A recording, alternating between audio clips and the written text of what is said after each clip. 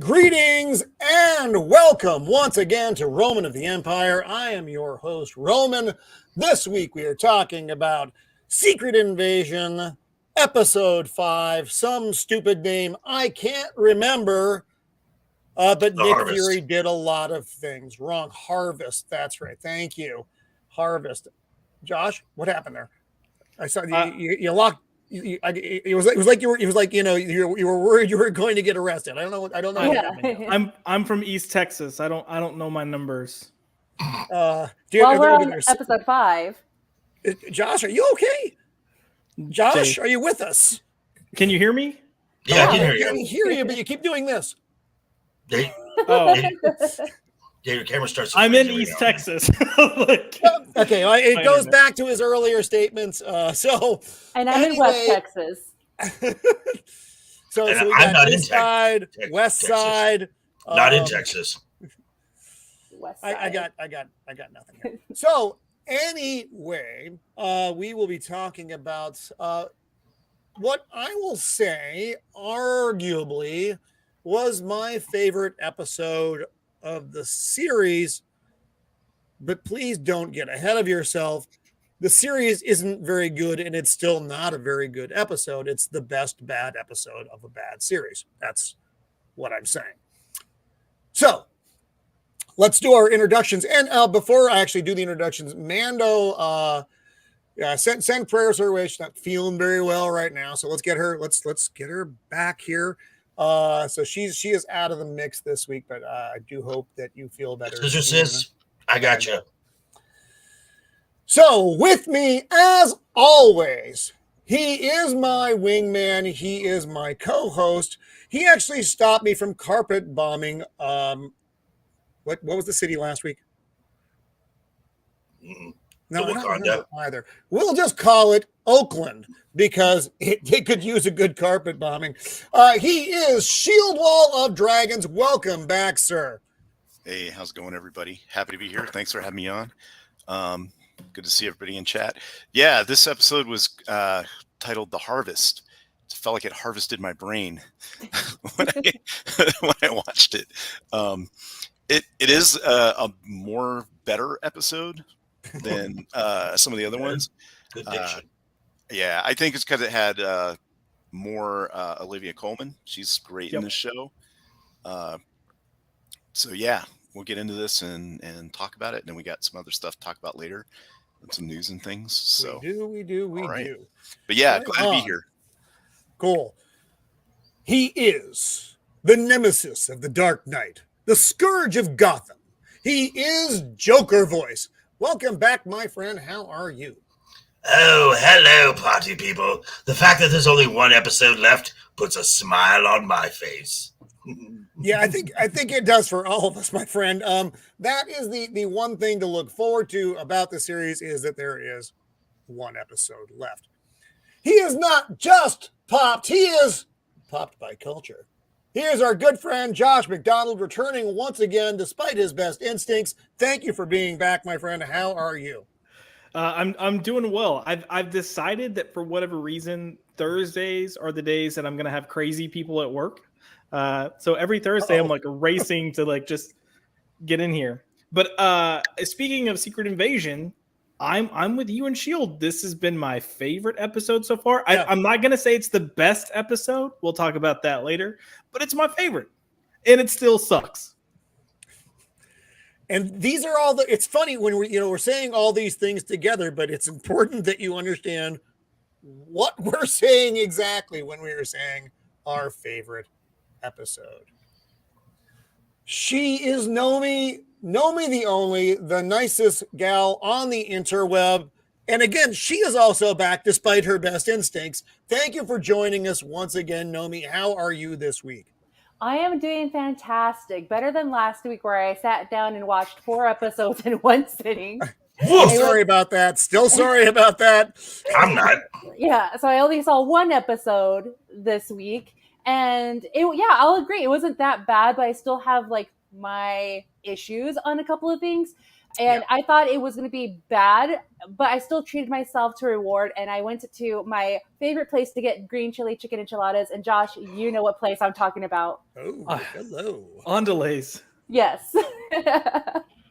I made a special hour drive just to get those enchiladas. Oh my gosh! Wow, That's worth that's it. a It's worth it. haul. Is that like a chain or just like No. no? Okay. It's a local spot. Where It's I won't say it's in New Mexico. I'll just put it that way. And I went out there for training for my previous job, and I ate there within a week's time. Well, 2 weeks time, I think I ate there 6 or 7 times. Like it was bomb. wow, that's good. That's good. I mean, We if you're made- not- Oh, go We ahead. made plans that if when I go visit Nomi in West Texas, we're going to Andalays. Like that's what we decided. For every day that he is here, we're going to Andalays. You can't go wrong with New Mexico green chili. No, No. you can't. And it's real green chili, and it's actually green versus Colorado, where it's brown. like Wow. like Denver Brown. Yes. So we do have a poll going tonight. This one's a little bit different. What is keeping Roman alive in the 100-degree studio? And your options are copious amounts of alcohol, secret skull strength, or the ball fan of the Empire. Right now, copious amounts of alcohol is winning and is winning. So that's the poll tonight. So please chime in, check it out. Let's take a look who's with us tonight. We are fighting Comic-Con tonight in San Diego. So that is, I know a lot of folks are checking that out as well. R2 the Icky. Teresa, Miss Merton Muses, thank you for dropping by. Good to see you. My good friend Invader Zim is out there. Joseph Dredd. Blair to Blair. Yes, sir. We are still watching the shit show. I'll let you know when we're not so you can come back on the panel. Oops, sorry about that.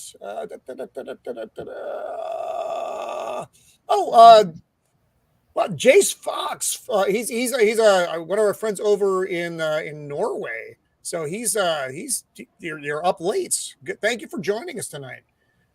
Today, whatever it is over there. And I think that was everyone for now who is in the chat. But again, welcome to everybody who is also viewing. So let's hop in, shall we? When this episode picks up, the big explosion just happened. The president's car has, been blown up by the not Russians. Talos has been killed by Gravik. Thank you. Still don't have it knocked in there. And everybody just kind of parts ways. Rhodey is still out there. He just sat in the van and waited the thing out. He was the smartest guy in the explosions. We pick up in the hospital. Nick is sitting outside. There is a curious amount of security in the hospital. Like no security. Yeah. Right. Yeah. So that's what I wanted to ask, because when Nick is taking the president in, there's no Secret Service around him at all. Is that common? No. No. Okay. I mean, even if the president's detail were compromised and taken out, that's a line of defense. That's like the only line of defense. That is a line of defense. There is going to be there's 1,000 other people around. And then when Rhodey showed up, it's like, who's really the president? Is the president, or is Rhodey the president? Because dear God, he was guarded. He has a very heavy detail, and so Nick's waiting. He's just sitting outside, and then Rhodey shows up, and then we get an encounter because Nick knows exactly what in the fuck there it is. Rhodey is. He knows he's a Skrull now. He has no question about it. So he puts a gun to his head, and Rhodey's like, "Hey, whoa! How about we not do this?" And he's like, "Give me a reason not to blow your Skrull brains all over the fucking wall." Fine. And then I didn't understand this a lot, and maybe I'm just I guess I kind of do once we have to get past some plot points. But they exchange words. Rhodey threatens Nick with the video that you saw last week, where it is actually Gravik, wearing his Nick Fury skin, killing Maria Hill. But that that's going to get leaked everywhere. It's getting leaked everywhere right now. So you got about 5 minutes to get out of here, and you're on your own. And he has the opportunity to kill Fury here, doesn't. Fury has the opportunity to kill him here. He has actually blown a couple opportunities now to kill him. I'm not sure if there's a lot of downside to killing Rhodey at this point. I mean, Nick might get taken out. He might not. I don't know. He's a resourceful dude, but he's like, all right, well, and he leaves. But we go back to that. Yeah, that whole bit. The president is just kind of there. Yeah. And everybody is giving anybody any bit of information they want in this hospital. It's just very strange to me. It's free to public.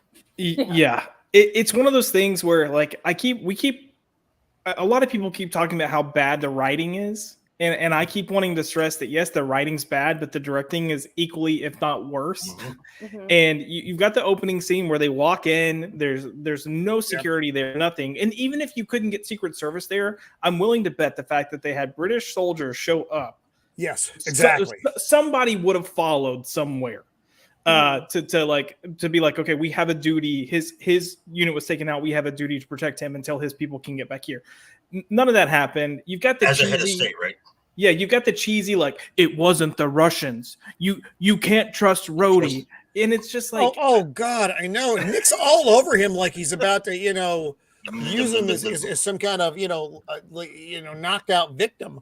Yeah. But there's nobody around. Fury shouldn't have even have that kind of access, honestly. Agreed. At this point, because Nick is out. He is, he is not a member of anything at this point. He's kind of, so he's a rogue. Yeah. And it blew my mind, man. He's supposed to have been arrested since episode 2. So yes, at this point, I don't know. I laughed out loud when they have convenient lines to try to discuss this whole security issue. But when that nurse was like, "Sir, do you have clearance?" and he doesn't answer, and then they make him stay back, I laughed out loud when he grabbed a chair, put it in front of the door, and then pulled out a gun. Yes. Yeah, that's going to go over well. Exactly. Yeah. That was a. I kept waiting for him to do a Pulp Fiction, like, I don't need no clearance, and like push her out of the way and then go in there. You know what I mean? Like, well, he's done that before as Nick Fury. Like, I'm Nick Fury. Exactly. Like, He should have. I'm Nick motherfucking Fury. She's one person. What was she gonna do if he said, "I don't care," and pushed past? Nothing. Exactly. There was no security there. When the president rolls in, it was a doctor and a nurse and like one other person. That room would have had like 50 people in it trying to do something for him. He would have had security. There would have been police people there. It would have just been crazy. They would have gone to a secure room. Right. Yes. Well, not only that, if it was an actual president of the United States, that whole wing would be blocked off. Yeah. Like, you can't go near that room. Yeah. And they know he's coming. It's not like they don't know the president is on his way. Mm-hmm. These are not, because the British, everybody knows this is happening. So the British are going to be there. You don't need to have military training at all to understand how ludicrous this situation was. Even as far as not being in any armed forces and everything, but the U.S. has an embassy in London. Would they not send security from the embassy there? Yeah, it's like, wait, what? Well, I think that's what the Rhodey thing is supposed to be. They would have taken him to the closest cleared hospital. Gotcha. But what I'm saying about lack of people in there is, especially my experience in the military was, if there's any kind of incident where it was like an accident or something like that, the amount of people that you never saw before that showed up to that thing trying to figure out what's going on was insane. Like, people that you're busting your butt every day working, right? And you get no help, and then something happens, like a wheel falls off an airplane or something, you see people out there that are wanting to know what's going on that you've never seen before. And you're like, so Where this have room you would have been been? full of like hangers on and people trying to curry favor and Yep. lobbyists and who knows what else that would try to get in there to, make sure that the president was okay, so that when the time came, they can all show how much they cared about how he's doing. Yep. Gotcha. Hey, we've also got a couple more people who have popped in. We got Bush McFadden. Bush! Always good to see the big Bush. That's my Pardon mod. me. I stumbled That's my over mod my from my own chat. Bush. Our good friend Stephen Ransom. Thank you for showing up, buddy. It's always nice to see you out there, my friend. Ooh, And it was Logical Spock, if I'm not mistaken, yes, has popped in as well. Except I can't find it in the chat because I am 197 years old. So please Sacre forgive me, bleu. Spock. Help me, Spock. Help me also. Sacre Blue. Acknowledge me. Oh, excellent. So I apologize. And Stu Jersey also popped in here. I think Fury. So I've been hearing this. Oh, theory that I hadn't heard that. I actually hadn't heard that yet. That was new to me. That the president is a Skrull, or there's a president Skrull impersonator or something. And I'm like, I've never seen anything in this show that would lead me to think that.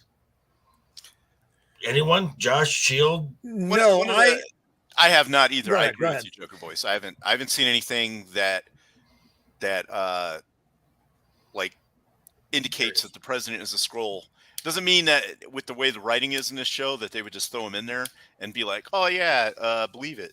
My biggest problem with this whole show is they haven't invented a way to figure out who's a Skrull or not. Right. Yeah. But later on, Olivia Colman's character makes it painfully obvious how you do it.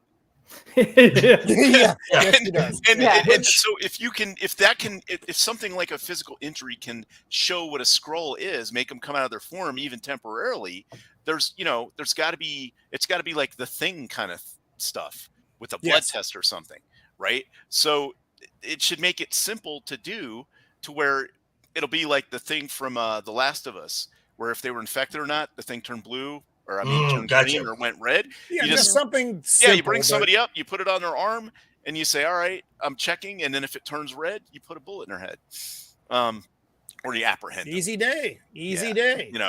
But the fact that none of that is in existence, and you've got like Iron Man suits and, Wakanda couldn't invent something like that. Come on. Some space tech. Yeah, space tech. He was literally living on a space station for 5 years or whatever it was. I mean, the Kree. Yeah. Yep. Well, there's so much. What about the Skrulls? They haven't invented something so that they can spot each other? Do they exactly just right? They can't Do they got like a skull pheromone going on? What exactly, the fuck, right? Like some kind of scent or something. So, I mean, just going back to the Captain Marvel film, they were on a Kree ship. So there's no tech on there at all. See, Steven has already got it figured out. Everyone is a Skrull. We are Skrull. We are Skrull. I'm with Shield Wall on this, and like I know I keep mentioning the show Shield, but the first 2 seasons of Shield, one of the heavy like underlying plot points was the fact that they had taken all this alien DNA and studied it. Specifically with Kree, but if he's got Skrulls, he did it with Skrulls. But they were playing with the blood, testing the blood, running experiments on using that blood on people. Like it was so well laid out that yes, everything about this should say that Fury and or Shield and the U.S. government is going to have information on Skrulls, and the fact that they don't is stupid. Right. What's up, Jacob? Jacob Ironside joining us. It's just we go back to the writing of the show, and it's just it's a plot hole after plot hole after plot hole where it's like we're in a field of gophers. There are so many fucking holes. Yep. So we get back to Gravik and his sidekick, who actually has a name that we heard in this episode that begins with a P, but I don't know that either. Did anybody else catch the name? Not to remember. Pagagon. Pagagon? Pagon. Yeah, Pagon. Pagon? Yeah. Yeah. Yeah. Okay.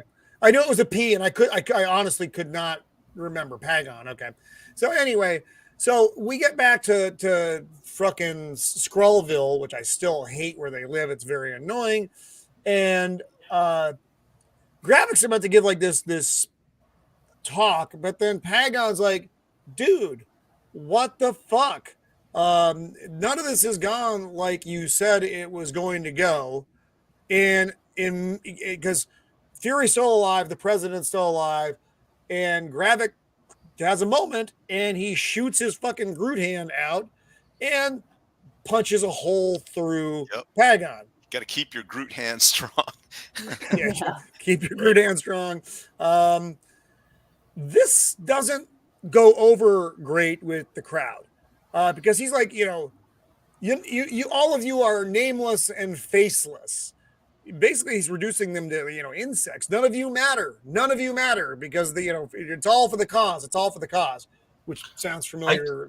I don't. And this, and it was a fun little action sequence, but for me, this just came out of left field, and I'm like, when did we get anything that showed dissension in Gravik's ranks? Never. No. Nope. Also, I wasn't clear on who all is a Super Skrull. I thought this underling dude was one, so that shouldn't have killed him. He should have been able to heal out of it. I thought he was too. It looks like at this point, Gravik is keeping it for himself, man. Right, Yeah, exactly. So it's him and Mary Sue Skrull. That's it. And Gaia. Right. Yeah. Which But I'm okay with Gaia being a Super Skrull. They showed how she did it, and it just so it isn't out of the blue. But I just assumed that all the rest of his cadre were Super Skrulls now too. Yeah. Apparently not, which seems to me like not a particularly good strategy. You're now basically a single item fail. If something happens to Gravik, then golly, the jig is up, as they say. But it also by doing that, it lets Gravik be the sole possessor of that power. So, which is also going to cause. I mean, that would cause some issues, I would think, because the other Skrulls are like, how come we don't have superpowers? How come Boss Man's the only one with superpowers? But you are right that you didn't see any uprising in the work, no grumblings amongst the troops. I mean, that would have been nice, maybe go ahead. in like the previous two episodes, just something. Yeah, like hey, the only one who's ever spoken up and it has bothered me every time he has spoken because I actually hate the fucking character. Is that one dude who wears the fucking stupid fucking shirts and that furry hat? I don't know what his name is. Beto. Yeah, Also a stupid fucking name for a myriad of reasons. Yeah. I'm talking to you, Mr. What's his name? Patrick O'Rourke, but he is assumed. I reject him as a West Texan El Pasoan. He is not one of us. He is a fake Mexican.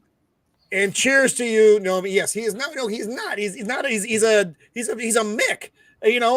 I'm half Mick. He's fucking full Mick. He's a Mick pretending he's not a Mick so he can garnish votes amongst the populace. That never happens. Anyway, before I get banned for myriad of reasons from YouTube, we pop into the president's room, or not the president's room. I'm sorry. Corridor. This is the British people. We're in. We're in. He's the head of the SIS. SIS. Yeah, that's correct. And he's watching this. He's a redheaded dude. I couldn't get the slide before because I'm pulling things wherever I can find them in the interweb. It's Tony Curran, and he's been in a lot of stuff. He was in the Underworld films. He was one of the vampire elders. He was the one who could turn into a bat. This is also his third Marvel character that he's played. Yes. Because Oh, wow. he was in Daredevil, the Netflix series, as the Irish mobster, and he Yep. played Thor's grandfather, and I think Yes. the Dark Yeah. World. So they're getting their use. They're getting some mileage out of him.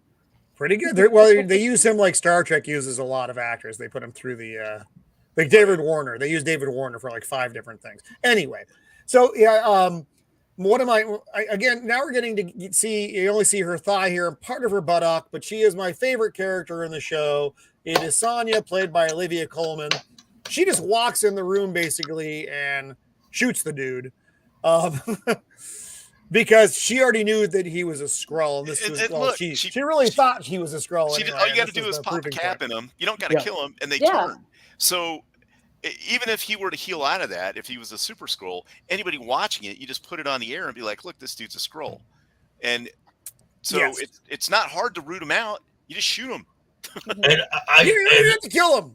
And actually, I don't even know if you need to shoot him. And completely agree with. And completely agree that the lack of use of Olivia Colman is criminal. She is by far the most charming character. I love every scene she is in. She makes me laugh. She makes me smile when she's just talking or when she's torturing someone. She is delightful to watch. Yeah. I do like it when she tortures people. Yeah. And she's so plucky. She's the only character in this series that's actually acting like an adult, much less an agent. Mm-hmm. Correct. Yeah. And it's crazy. But even this scene, when she walks in and does it, his security like detail run in, and they're like, what did you do? I'm like, yeah, what have you done? What is her name? Farnsworth? Is the last name Farnsworth? Yeah. Sonia Farnsworth. Yeah. What have you done, Miss Farnsworth? and And she's like, oh, just look at this. Yeah. Look what he's becoming. She's just such a joy to watch, though. She's so much fun. Yeah. She's making the most of what she has. And then she wants the name, or she wants the location of the scientist lady who's making the Super Skrulls. Hey, Courtney, who I also don't remember her name either. Dr. Dalton. Dalton, thank you. Yes, Dr. Dalton, the scientist lady who makes Super Skrulls. So she wants the information on where that gal is from Skrull on the floor who's bleeding. And now I don't have quite the scene before this, but the fight. I didn't know that you were in the show, Roman. Look at that. I know. Yeah, they got your good side. They got my good side. Wow. So the Skrulls kind of put a bag over Gravik's head and start beating the fuck out of him because they want to have guns. You have guns. Well, cement blocks are way better than guns. Yes. So they use the least effective means possible to try to take out the Super Skrull. He ends up killing the room, and he comes out, and then here's another one of my problems with the writing of these characters is they don't speak like an alien species. They speak like us. I can get that when they're like around us and they want to blend, but when they're amongst each other, one would think they'd have kind of their own banter. They don't. They talk like us because he basically runs out of there. He's like, "You want some? Who else wants some?" It's that kind of thing. It's just one absurd. issue that I have with this whole scene and the whole compound in general. I understand it's probably just a budget thing. If they're Skrulls and they're like their secret code word to be a part of the compound is like to be in my own skin, why isn't everyone else in their own skin if they're so desperate to be themselves? They explain that in the first episode is if you're one of their warriors, you have to stay in human form all the time to show your dedication and also so you don't ever break character, I guess. That's I remember that, but that's still like I think that's just like a dumb rule. Well, they probably did it just so they could save money. Yeah, it's a cheap way to. It's a budget thing. It's a bad device to save budget. All right, but the background characters, Nomi, you're right. You know what? You throw a green mask on these guys, they're in the background. You're not really seeing them very well anyway. as long as it has a back on it, so you're not getting like Mandalorian where someone has half a helmet. But you could, it's not that hard to do. You know, you could produce a dozen of these stupid green masks, throw it on background characters, just have them hanging out there, so it doesn't just look like it's a fucking, you know, slum in Eastern, you know, somewhere in Eastern Europe, which is basically what it looks like, except with green people in it sometimes. It's a budget saving device, but I think it's a bad budget saving device because what are you watching this for? I'm not watching this to see fucking Eastern Europeans. Yeah. And like Josh said, that is a fault of the director as well. Yep. 100%. 100%. So, fuck. Yeah, you're very angry. We all get it. So he's pissed off. So now we're back with Rhodey and the president. And Rhodey's, what is this show? Actually, nobody knows, Spock. So Rhodey is telling the president, yeah, it was the Russians, sir. It was the Russians. We need to have a counter strike right now. And the president's like, that's going to be World War III. And again, I've asked this almost every episode that we've watched this show. What is the role of James Rhodes? He's not the NSA. He's not SecDef. I don't even know what fucking advisory status is he his chief of staff? No, I guess I don't know. And also I go back to and you can still, while you were in the business for a minute, James Rhodes was a lieutenant colonel back in 2008 when Iron Man first showed up on the scene. That means he picked up colonel somewhere along the way, but now we're in this is actually not even 2023. This is what, 2028. This is a little bit in our future. 2020. I think it's like 2025. Well, but Jim Rhodes is not sitting as a colonel for that fucking long. And I know I'm talking somewhat just in the minutia military. Oh, hey Mando, feel better. And you always have the link if you want to pop in. If you don't want to have camera on, that way you can just we can hear you grunting from the side. That would be fine too. But again, I know it sounds stupid, but things like that, those are those little details which make things believable in the long run. And again, that's just me, little nitpick stuff. Anyway, the president. Unless his rank is like an honorary thing. Oh, like he's no longer right. He's now. I guess that could be. You know what I'm saying? Because they do that sometimes, where they call people like admiral or general. They could just call him Master colonel. Chief. Right. Yeah. So I mean, so he's in the Air Force. What's the highest rank in the Air Force? 4-star general. Okay. So he's if he were active, he'd be at least a 1-star. Right. Colonel is usually the highest rank that most officers attain at the end of their career. It takes a good number of years to get there, and then after that, you get promoted to 1-star general or you retire. That's the career track. Yep. Okay. Yeah. But there you go. So after that, once you're in the admiral ranks, or I'm sorry, I went Navy on you. The general ranks, then it's just kind of a matter of where, who's buddy are you? What zone are you in? How effective are you? Blah blah blah blah blah. It gets a lot more political. It's way more political, yeah. Right. Once you get to that point, and then certain ranks like 2-star generals, that's really just a placeholder for you to go into something else to be a higher rank. Gotcha. But a colonel could be in charge of like a big secret project. Yes. Right.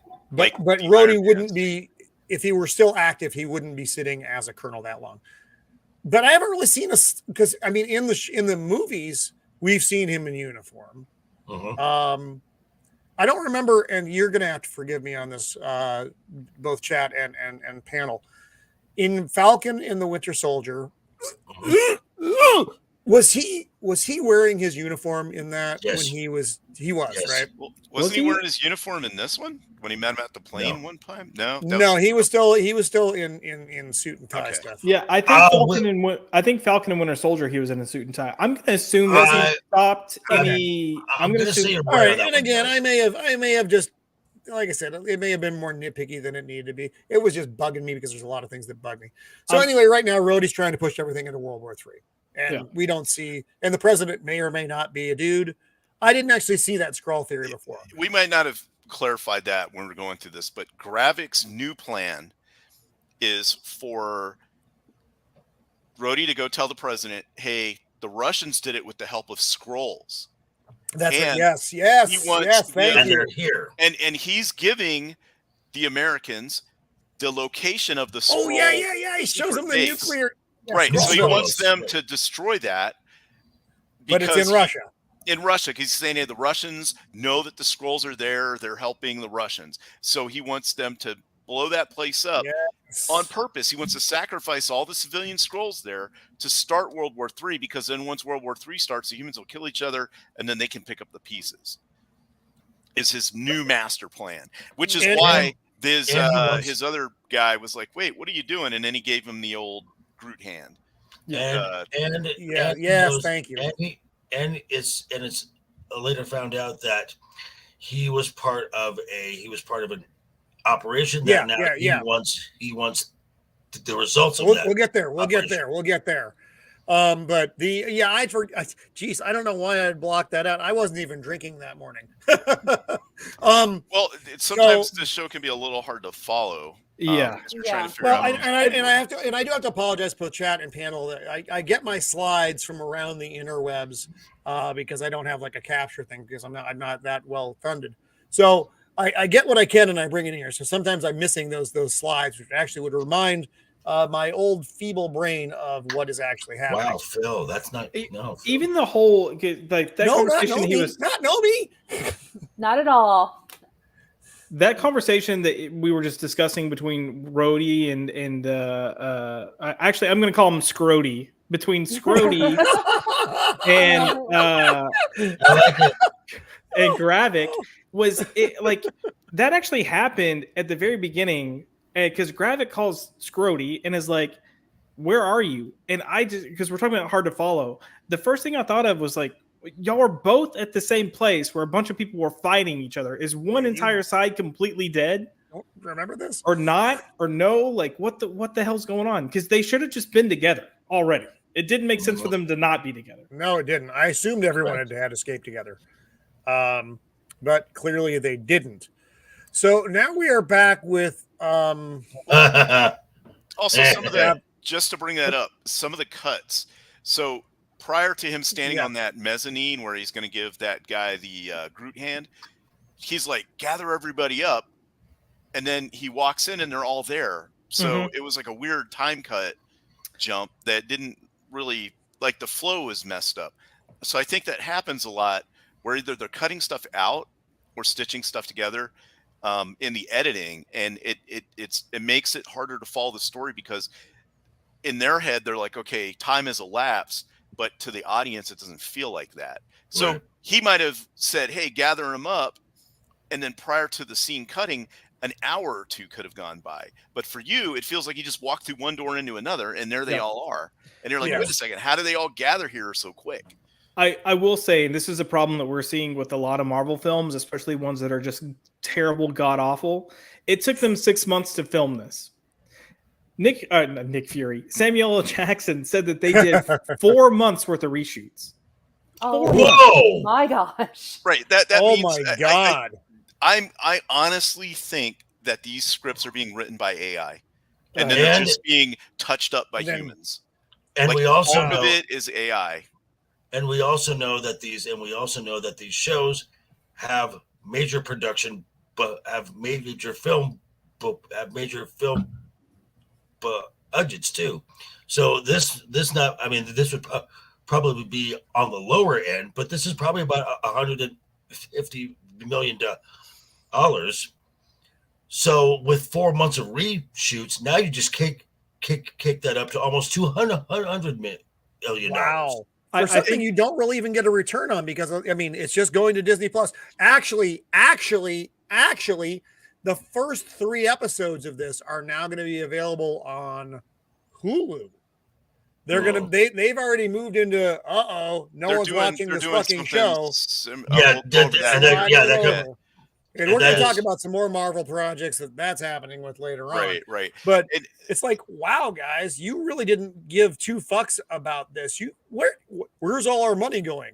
And for the most part, most of the sets aren't bad. Like the first 2 episodes, they were shot on some kind of location that looked good. Yeah. It looked like Eastern Europe, wherever they shot it at. And so you could tell they put money into that. They've got some fairly big name actors. Samuel L. Jackson. You got the guy that plays Rhodey. I can't think of his name right now. You got Olivia Colman. I'm sure she's not cheap. Yeah, Don Cheadle. Olivia Colman. She's not cheap. You got Oscar winner Olivia Colman. Yeah, Khaleesi.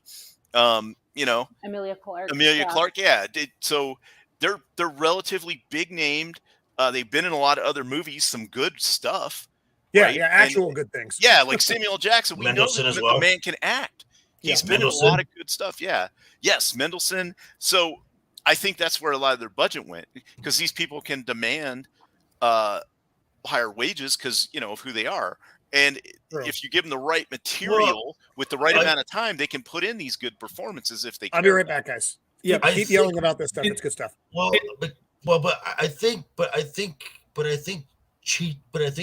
Cheadle and Jackson and Mendelsohn, maybe they can get on the cheap because they have Marvel contracts, and that's already baked in. Right. But what I'm saying is that that it makes this isn't just like a regular TV show or something. Right. And they're trying to put a lot of money into it, and you can see that they did at some point put a lot of money into this.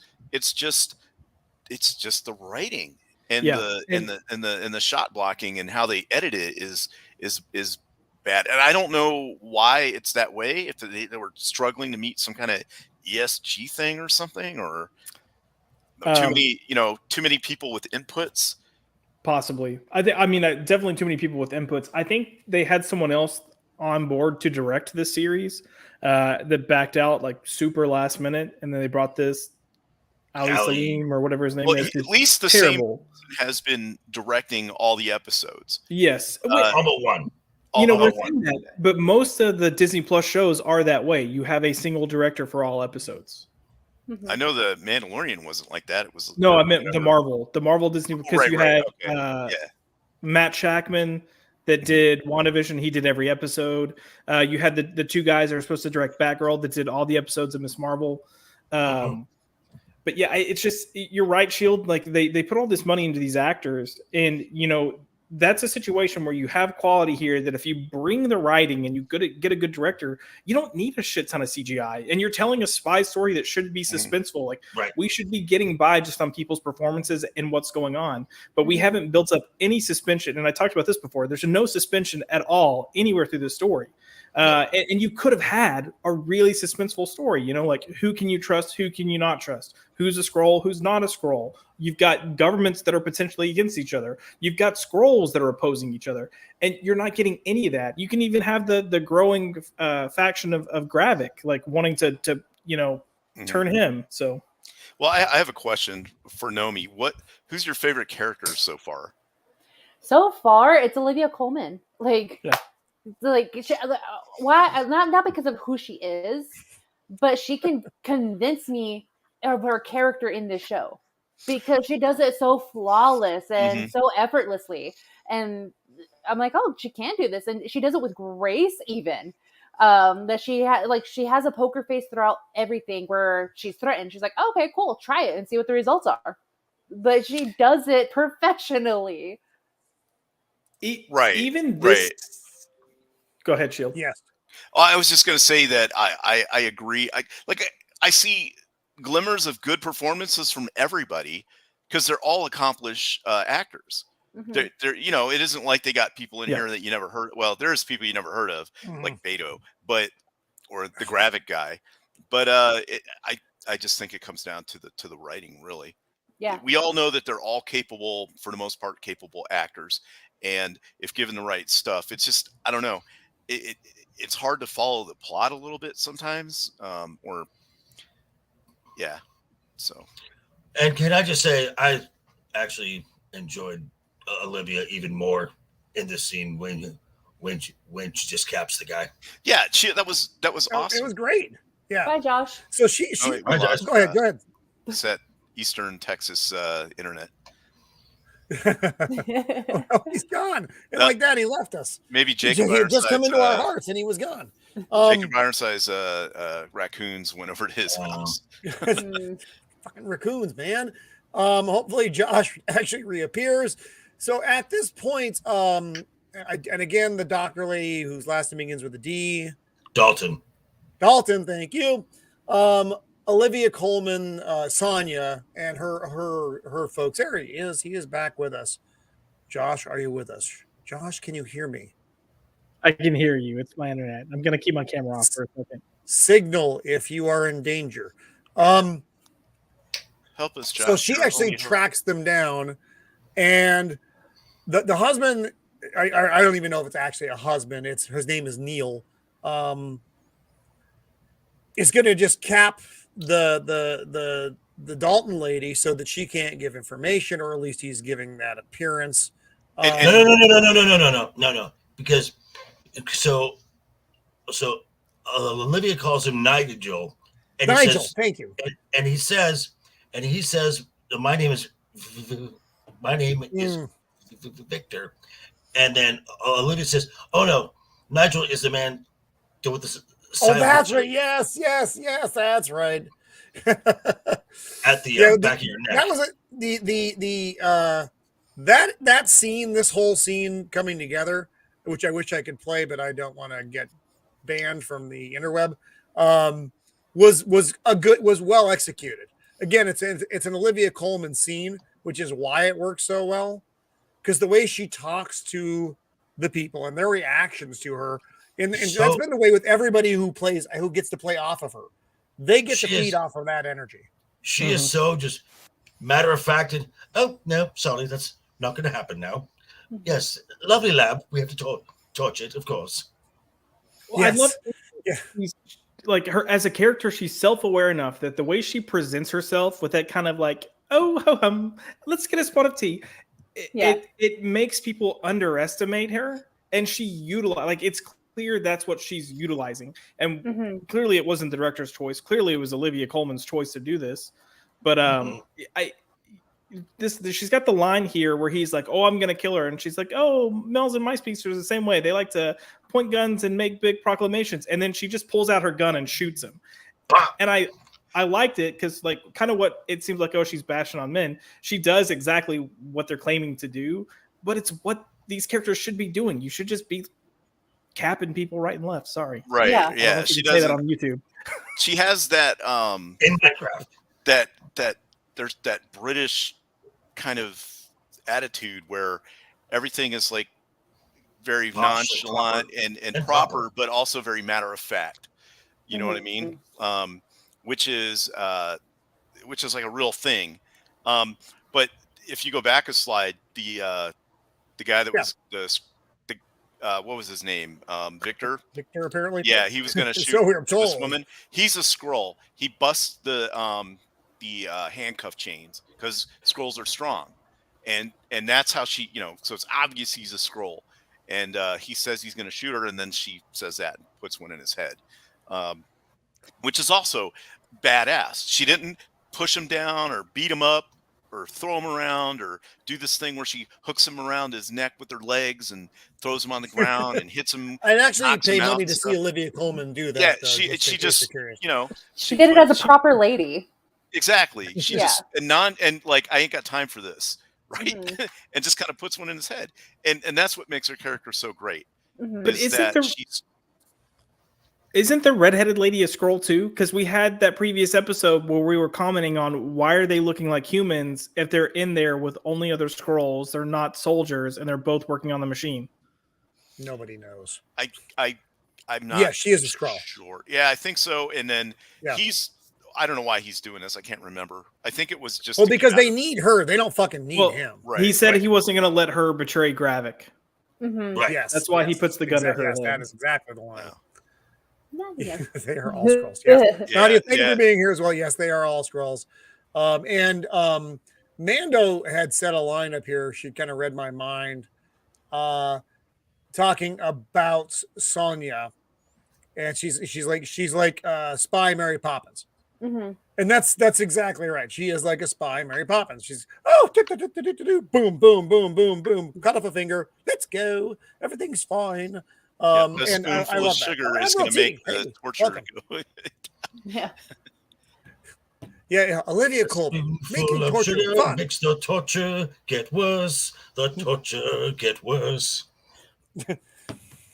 It's funny. Mrs. of the Empire actually just bought the Sound of Music soundtrack, which I know isn't Mary Poppins, but it's Disney and makes my mind connect in that way. So anyway, everyone's a Skrull. Olivia Colman kills Donkey Skull. Skrull skull. How do I get by? I don't know. And now we're back with Gravik. Huh? Come on, that was pretty good. I now- almost pulled that out. Now, Yeah. okay, now, prior to all of this, Gaia and Fury have a scene Yes, they had a little together, meetup. which again, kind of just out of the blue, they're on the same page after one. Here, let me pull this one conversation. off for a second so we can talk about that previous scene, which I don't have again, and I apologize, I don't have all the slides. Yeah, they met up at actually it was where we safe house, originally right. met all the Skrulls. Where Gaia and Gravik met when they were kids, and Fury gave his pitch, so to speak, about if you take care of us, we'll take care of you. Which clearly wasn't the case in either form.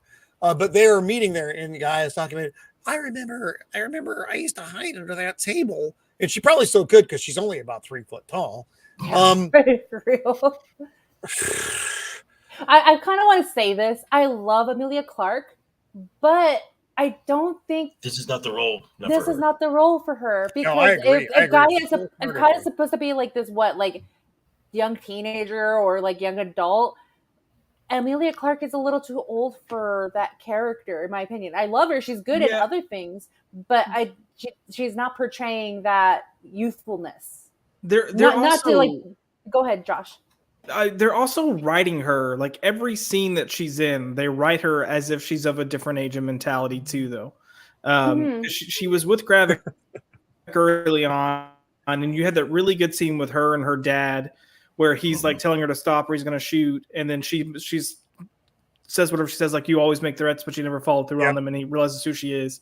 And then she's got the scene where she tells him he's delusional because she finds out he doesn't have a plan that's actually going to do anything. Didn't like that scene.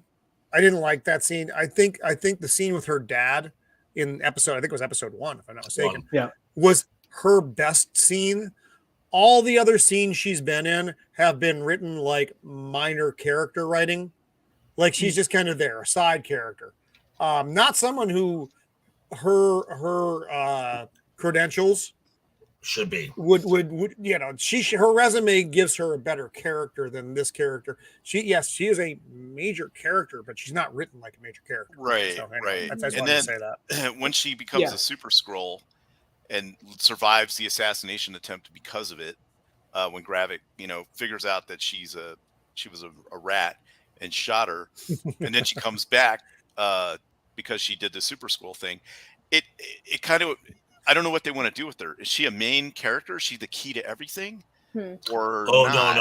No, that's someone else later on that they mentioned by name. Okay, so it's just she feels like a secondary character, which maybe she is. Does. Well, maybe she is, but she, again, like I said, Olivia Colman is a secondary character who is written way better than a secondary character. Or at least Olivia Colman takes the time to make her not a secondary character, Where I mean, Rhodey is Rhodey. Rhodey still comes off as fine. He doesn't come off as a minor character in this. Gravik to me, and I know this is going to sound shitty, he doesn't feel like a fucking major villain. Mm-hmm. He feels like, he's like number 2. He doesn't bring the gravitas of a major villain. Like his number 2 is more like number 3 or number 4. He's like number 2. I hope all these things made sense when I said them. So, anyway, there we are. And so we've got a couple more folks with us. Netflix Mando. Oh, and I'm sorry, that's Nadia. I apologize, Nadia. You are also with us. Netflix Mando. What up, Mando? You scroll. Nadia's with us. She's been with us for a couple minutes now. Who else has popped in? Dempsey is here. That's hello, right, Dempsey. What's up, buddy? Always good to see Dempsey. Admiral Teague is here. I actually popped onto his show a couple of weeks ago, and that was fun. We talked about maybe doing a Wrath of Khan revisit. America's 2001, welcome. And I think that's all the new folk who have joined us. If I missed anybody, I do apologize. I am very old. So now Gravik is calling Fury. Mm-hmm. And Fury's like, I wondered when you would call. And he's like, bring me the harvest. The harvest. And we don't know what the harvest exactly is at this point. And Nick's like, okay, fuck off. I'm getting on a plane right now. And that was pretty much it. Yep. Yeah? Yep. Yeah, he's going to Finland. He didn't tell Dickhead that though, did he? Or did he? Did he tell him he was going to Finland? No. Okay. No, Courtney's here as well. I'm sorry, Courtney. I don't want to miss you. Yes, Courtney is here as well. I didn't mention her earlier, and I don't want to miss her. But the person who was piloting the plane, if you remember, is the That's what I have.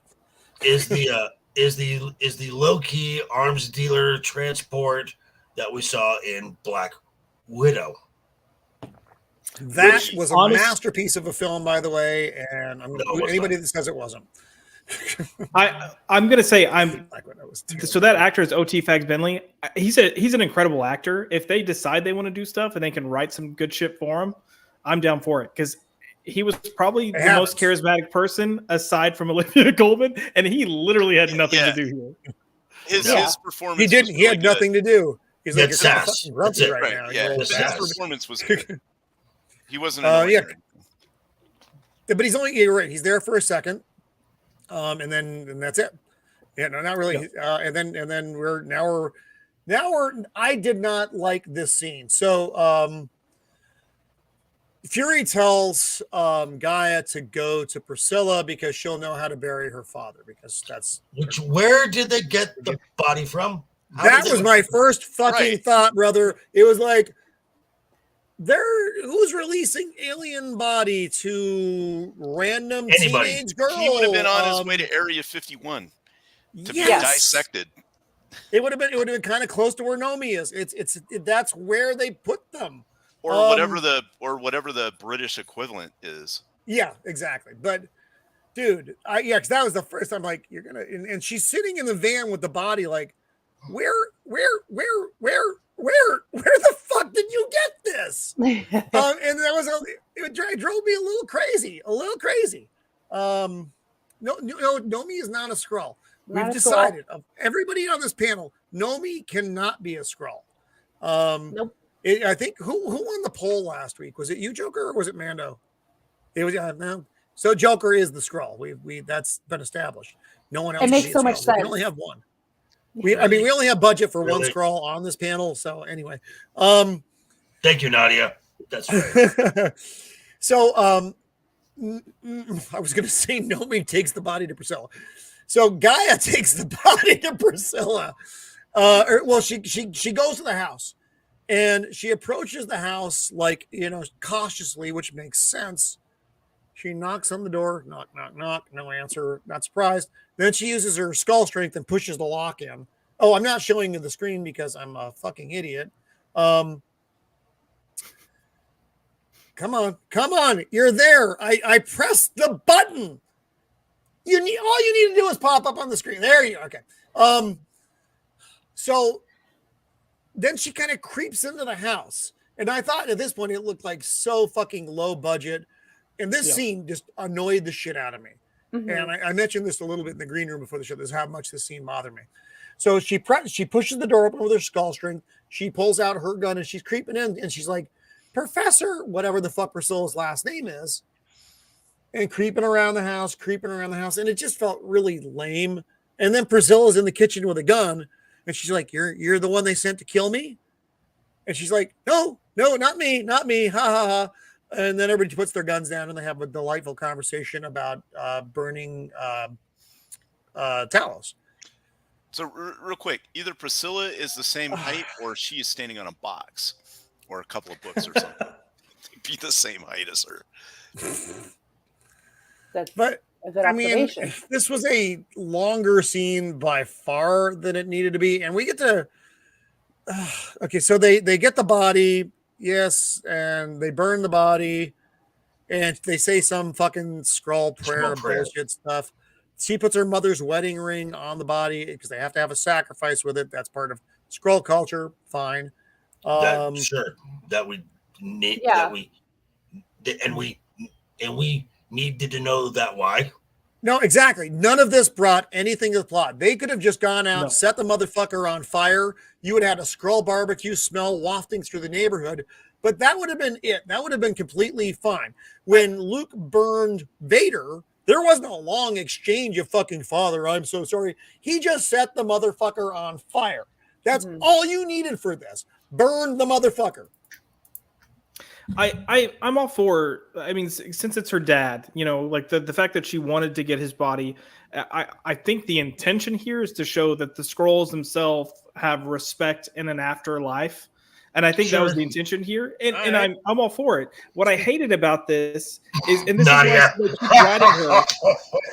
This is why they keep writing her as almost like different characters, because she went from being upset with her dad and everything that he didn't do and how he approached things to here she's like, he was a general, he deserves a ceremony, procession. And then it makes Priscilla, I mean, this is her dad, but Priscilla's like, well, Talos didn't like, you know, he wasn't about pageantry.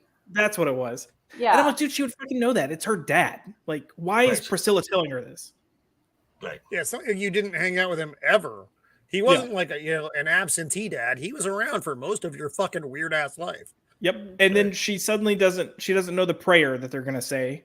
But her whole thing I don't even know how that's fucking possible. Her mother died not terribly long ago. She was in skull culture. You know, it's not like me when I go back to the East Coast and I'm around the Italian relatives and I have no fucking idea what they're saying, except I know they're probably yelling at me. But I don't know what they're saying because I've been removed from the culture for that long. Right. She grew up with this until she was in her whatever the fuck age she is for a Skrull. I have no idea because it doesn't fucking matter. And they've already established too that her parents tried to keep what they could of their identity, even with the plants that they grew, their crops, the food, and that was her whole thing. Even joining Gravik was to regain this Skrull, you know, culture. It's shit writing. Right. Yeah. It is. I want to rewrite these 6 episodes and show people what the show could have been. No, there was a lot of potential here. There was a ton of potential here. And even, and this is a giant even, without the superheroes, you could have had the tense spy thriller that Josh was talking about earlier. You could have. But you didn't. You didn't. Even like I said, the superheroes were a major part of the comic book, but obviously that's neither here nor there. You could have had a Captain America: Winter Soldier was the best of the Marvel films, in my opinion, which is not wrong in this instance, but often is. Arguably, you're right. Because of the way it was put together. There wasn't a whole lot of superhero shit in that movie. It was largely spy stuff, and that's what made it so good. This could have been that same caliber, or at least something attempting to be that caliber, and it was just like, nope, not going to do it this time. All right, that's fine. Right. And now you're going to be on fucking Hulu, and next weekend. Nice job. That's how you know you made it. You made it to fucking Hulu. To address this comment by Nadia, that says it seems every female character in MCU has daddy issues, and not in the fun way. Well, okay. Well, you write what you know. I mean, Yeah. and honestly, folks, if you're going to give a female character with daddy issues, have her work them out properly. Be a stripper. Yeah. I would even say I would be fine with her. I'm fine with her having the daddy issues. Like, she has a relevant point to be upset with her dad. And a They just stripper. can't write that and articulate it to make it worthwhile. No, they don't. They don't by a long shot. I So didn't they know very this. they, Admiral Teague has a very good point. okay. Why doesn't Nick Fury make his Skrull wife assume the form of something like younger Linda Carter? That's because no, you can't. No, you can't do that in Real Teague. Not and get your D. I was gonna say DUI score, but that's not ESG what score. it is. The ESG score up. So remember, there has to be certain levels of diversification. Now, Clyde Nadia, Cannoli. that is true.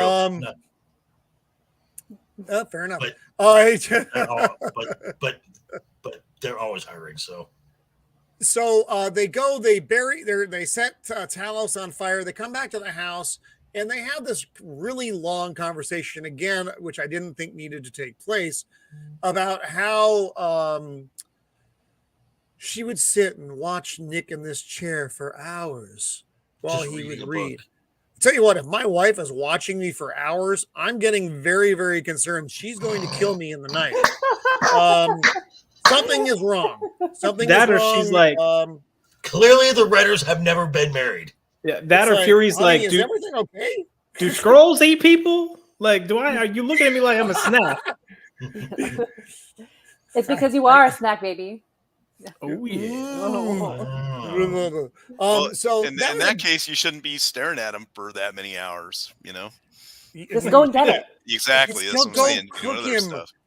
And so then Gaia says, "Did he ever feel that way about you in your own skin?" And then Priscilla pulls back a little bit. She's like, "I didn't mean to offend."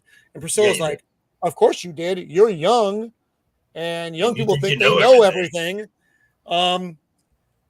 Which, I mean, all of this is fine, but it dragged the scene out longer, whatever. The scene out longer than I thought it needed to.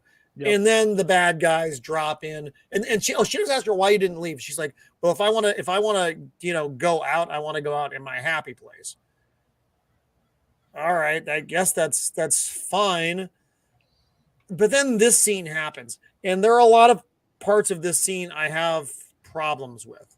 Me too. One, and probably the biggest. A team drops in of like eight or so guys. Gals, I don't know what they're wearing gear. It doesn't fucking matter. Who are here to take Priscilla out. Remember, folks, Gaia is a super Skrull. Yeah. Huh?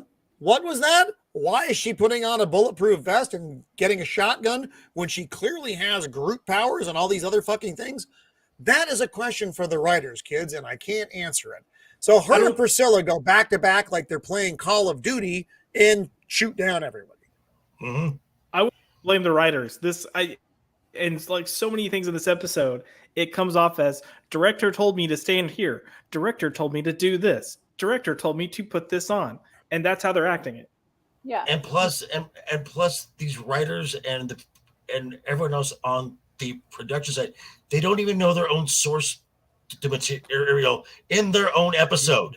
Mm-hmm.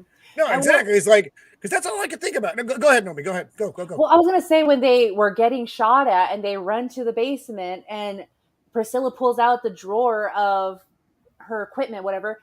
How did Gaia know that as well? Because that's the one thing that bothered me the most. And Gaia just instantly grabbed a bag, like not knowing what's in that cabinet.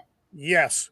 That so, Joker, me. if I'm handing you a backpack, it's probably not full of armament. It's probably full of alcohol.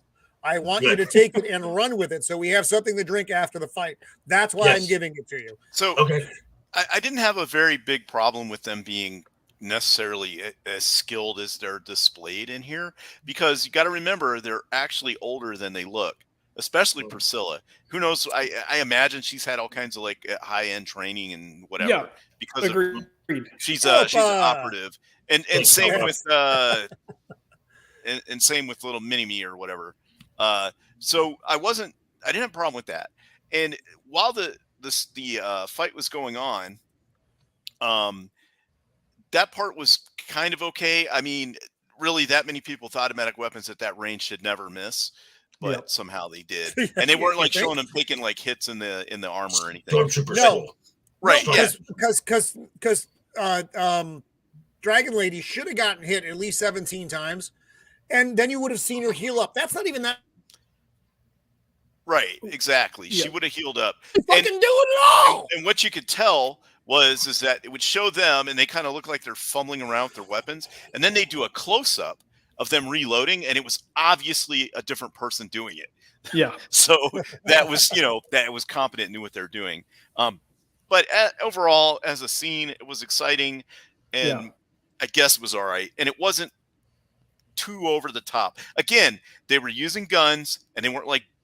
But they're scrolls, so even if they were like throwing guys around like they didn't weigh anything, I would have been okay with that because the plot explains why they're so strong, especially her as a super scroll.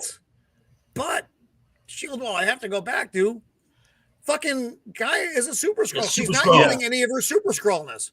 She's using a gun, which is completely unnecessary in their situation. Even if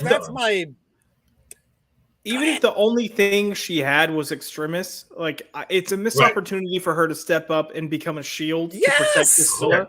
Because I'm going to be honest, I knew this scene was coming because this scene was in the very first trailer or one of the trailers they released for the show. I assumed that Gaia was going to take this opportunity with Priscilla to like rebuild what her dad was trying to make. But kind of just like rebuild it up. Like he's gone, but someone needs to carry his mission. Let's do it. And I thought that's where this was going. Apparently, it's not. It did not. It did not go that way. So they basically shoot down all the baddies. Thank you, Jana. I appreciate it, Jana. Welcome to the show, by the way. Yes, I know. Here's the problem. The problem is I get irritated by the show because of this show. Because this show misses its own points. It's like we established something over here. She got shot by Galbraith down in the road on her motorcycle. And she healed immediately. But now she's wearing a bulletproof vest and blasting a shotgun like she's taking over a 7-Eleven.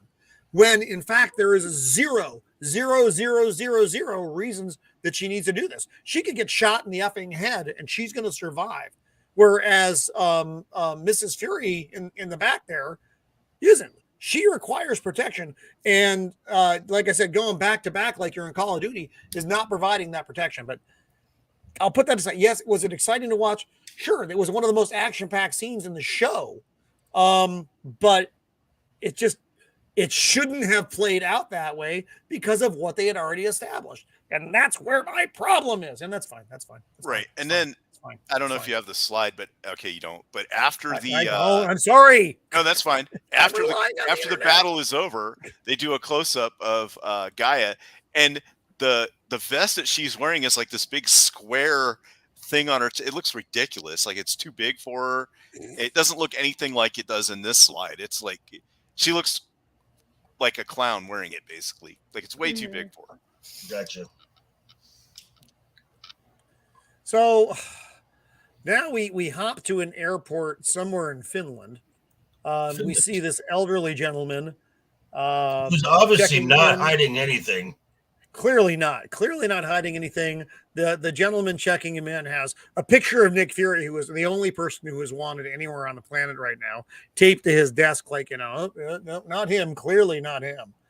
And then as soon as he walks out of here, he peels off the mask, and it's Nick Fury, and he hops in a car with Sonya. And she's like, I forget what they called that, the Widow's Veil tech. Mm-hmm. Correct. What was that from? That was from Captain America: The Winter Soldier. Yes, Scarlett. It's what Scarlett Johansson wore to get in there with Robert Redford. Yep. She Oh, that's she right. Yes, put it on thank to you be for one of the reminding World Council Yep, members. yep, Yeah. yep, yep. I got it. And Okay. Olivia Colman says you spent over $1 billion on that, and all it can do is change your face. And he's like, well, this was the first iteration of it. So Right. apparently, there's a suit out there that'll let you completely change your entire body. Right. All right. So they're in the car ride. She puts on some clever music. And then she asks him, what the fuck, dude, basically. And then he spills the deal with Harvest. And he's wrong. And he's wrong. And he's wrong. He says every person at the Battle for Earth spilled some blood, but he makes a point to specifically name Carol Danvers. Captain Marvel is now the key to everything. Yeah. But she never bled. Great. But she's never. But she never. She was. Maybe her menstrual cycle. I was about to say that. Thank you. Like for her to bleed. Yeah, I don't remember. I'm willing. No, she never bled. She never bled. Thanos smashed her down though, right? Still, but never bled. Yeah, but it's. I think that's the way she's built anymore. So you probably, I mean, you've got Thor blood, Hulk blood. I mean, you have a lot of Avengers blood. But he did mention Captain Marvel, so you obviously have Captain Marvel blood, despite. And I'm going to ask a question. And I don't. This is just me being dumb because I'm old, I'm sure. So they go out on the battlefield, and Nick tells her, they made this team to go out and gather the samples, and Gravik was part of that team, which is why he knows what Harvest is. You're out on this giant battlefield that has blood from thousands and thousands of participants. Right. How do you break down, what's Chitauri blood, whatever fucking giant worm blood, you got Chitauri. Oh, they all disappeared. Disappeared. You've got Chitauri, you got Leviathans, you got the Outriders, but you got all the heroes. I was about to say, forget the aliens. You've got all the humans that are there. You've got the freaking entire Wakanda there. You're not gonna know whose blood's who. No one's gonna go in and actually scoop this up and get samples of it. Like, it's not gonna happen. So I thought that was just fucking. And again, maybe it's me. I thought it was incredibly fucking stupid. I kind of want to say it also kind of reminds me of the WEF. They're collecting people's data, blood, just to keep track on everything. That's just my conspiracy theory. Well, my biggest thing is how do they have all this DNA in one liquid inside this ampule? Yes, right? All of this is in a fucking vial somewhere. Yeah. I don't think it's what he says it is. I think it's like a poison or something. But I think that's Josh. Oh, you think it's opposite or other than what? I think it's like a Luke. Now, my thing is this. So just looking at everyone, I mean, even on this side here. Okay, so whose blood is really all that valuable? Thor, Scarlet Witch, Cap. I mean, you've got full on Asgardians there. There's valuable blood there. But it's just the whole plot itself is just, it's stupid. No, but it's absurd. Mm-hmm. I mean, well, Ant-Man's blood is no use to you because he's technology. A dude. Same with Jim Rowe, same with Iron Man. Yeah, dude. There's a lot of dudes. Spider-Man, Black Panther, Thor. Mantis. Because she can read minds, like she can touch you and she can control like how you are. Yeah, but is that going to get passed through the Mantis, DNA? I mean, she's a bug lady. I don't know. I don't know all the questions. Doctor Strange, no, because he's just a magician. No. He's a dude. His blood doesn't matter. Let's see. Who else? Even the Pegasus that Valkyrie is riding on, you can get wings. Yeah, that's just a horse with wings. Yeah. Valkyrie is just an Asgardian, right? Yeah. She might have something different about her, but it's the same. You got Thor's blood, you're good to go. What is Spider-Man swinging on that photo? That is a great question, Zim. He's just there. What is he attached to? So, I'm trying to think who else would be. Okay, Hulk, obviously. Hulk. Rocket, maybe. Who knows? Well, But that's Rocket just- Raccoon. even Star-Lord, because his dad was a planet. Right. So Star-Lord's blood. Okay, I granted that. What about Scarlet Thanos' Witch. blood? Yeah. His That's would Well, be- actually, I don't know. I don't know if so. I have a question about that. Joseph So Dredd. when Tony did the snap, did all their shit disappear? You know Yeah, what I I mean, mean? like all the But blood like that comes blood, from Like them and all everything. that? Did their entire mess that they left behind disappear? Like, Thanos disappeared. All the baddies disappeared. Did all of their, their fallen disappear as well? Or were they still on the field? I don't remember. That's actually a good question. Yeah, I think everything evaporated, if I recall. Because I think Tony just wanted basically all the bad guys to be gone. Right. Was his He needed magic way. he needed somebody like Nadia to think about it, like they're making a pact with a Howard the genie. Howard Like, you the know what I Duck mean? is there. Yeah. Yep. And Kind of. look, Anyway, oh, Go ahead, sorry. Josh. I was just gonna say, Go ahead, Josh, I'm go. good. I'm good with the blood plotline. It's just how they got it is stupid. Especially when everyone except for the Guardians of the Galaxy have essentially worked with Fury. He would have found reasons to get their blood prior to this, Mhm. and it would have been believable. agreed. So and then we get to basically before they get out of the car though, she's like, "So this is all your fault." And Nick's like, "Yep.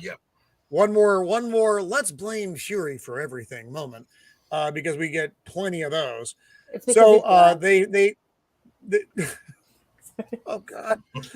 So, just blame it. That's what they're kind of doing. Just put your whole Blame the white troubles guy. on You them. gotta blame the black guy. Yeah. See, this is why I need Ego or AJ here so that I can have some kind of representation to yell back on this point. But I am part Sicilian, so I can speak. So they're walking through this graveyard in Finland. Mhm. They get to a stone, which It they is oddly specific, enough. but which they specifically gave you. It is because did you know that this is 294 kilometers from the Russian border? Yeah, that seems oddly specific and for no reason. Yeah, It doesn't then fucking matter. I kind of like to point out that his gravestone, that quote that he has, that's a Bible verse. Yeah, That's in the book of John. Yes. Yeah. And it's here's the also other- different than the one he chose for the one in Soldier. Washington or whatever. Yeah. In Winter Soldier. That was Right. Ezekiel 25:17, which doesn't exist. Didn't he? It's a made up. Didn't he say he's got multiple headstones? Yep. Yep. Yes. Why would he put his I name got these on all it? over the world. Why would he put his name on it? Anybody can Yeah, walk up and be like, it's- "Oh, this is his secret thing. Let's bust it open." Yeah, it not because only- Nick Fury might have something in here. yeah. Not only why did he put his name on it, which I mean is stupid, but they make a point to give this whole story of why he put it here, and it's because they had their honeymoon here. And I'm like, if you Yes. were gonna hide something precious anywhere, you want to put it where you don't have any ties. It's But like then he you had to choosing a say password. because My password, and it's my wife's name. Like, yes, and then But then he had to it's his say breath. because It's Skrulls his love breath. cold weather, and then Yeah. that's when Sonya realizes that Priscilla is a Skrull, and he's like, "Now you know why I'm doing what I'm doing." Okay, fine. No, I Because don't. she also asked him why not call in the Avengers, and he's like, "This Yeah. is a war only I can fight." I was like, Only that I was can stupid. win? That was the dumbest excuse. I did like that his breath unlocked it because it was like a DNA coded thing or whatever. Yeah. But where it was hidden, I thought it was going to be like in this thing in the ground. No, it's in the middle of the headstone. You could have just taken a sledgehammer to the thing yep. and cracked it open. Yeah, it to wasn't get anything to it. special about that. Yeah, Unless the headstone is made out of vibranium. or something. Yeah, Yeah. whatever. But I don't think they wrote that far. no, I mean, Your mom's this made out would of probably be vibranium. an easy prop device to make. you know? But Yes, but hey guys, you're missing the point. He went into the mausoleum and he puts the eye patch on and a long Oh. jacket. oh You know, yeah, and at that point, I am so overcome with I don't care. we'll get to that in a sec because the way that goes about, I also found fucking retarded, and I'm gonna use that word because it was. So he pulls out the vial, and then she's like, "So you're just gonna give it to him?" And he's like, "Yeah, I guess Yep. fucking so." Okie dokie. And then he goes into the mausoleum, and this was the fucking dumb as dumb can be. This is supposed to be, but this is supposed to be oh my God, this is so cool. Dun, Oh my God. dun, bum, bum, bum, bum, bum, bum. So Dumb. he's got three different fucking things that open up. One has his eye patch, one has a coat, the other has a gun. Like, That why is fucking why retarded. weren't they all in the same one? It just he's opening it with his he's using a retinal scan or something to open all of these. And it's like they're clean inside. It's got nothing in it. He has one Doesn't gun. make any It has sense. no spare It doesn't ammo, make any no sense. holster. Also, and It's- if you're in a rush too, like, dang it, I have to open all three of these. So, like, open my eye. Exactly. It should have Yes! just No. You been just like created more of a problem for yourself. it should have been like a some kind of suitcase or something. The door opens up, you pull it out, you open it up, it's got all this stuff in it. And then you open up something else, and it's got some other tech to it. You open the other one, it's got something else, but just one simple item. His eye patch was like in a box or something, right? It was in a box. So His you eye get patch this was in a box and you think, "Ooh, what's in the box?" It's going to be something. What's in the box? Yeah. What's in the box? Eye patch. No. Oh, Jacob, you bite your tongue, buddy. That better not happen. Well, I think oh, Lord. I wouldn't say Maria Hill, but I'm thinking Monica Rambeau.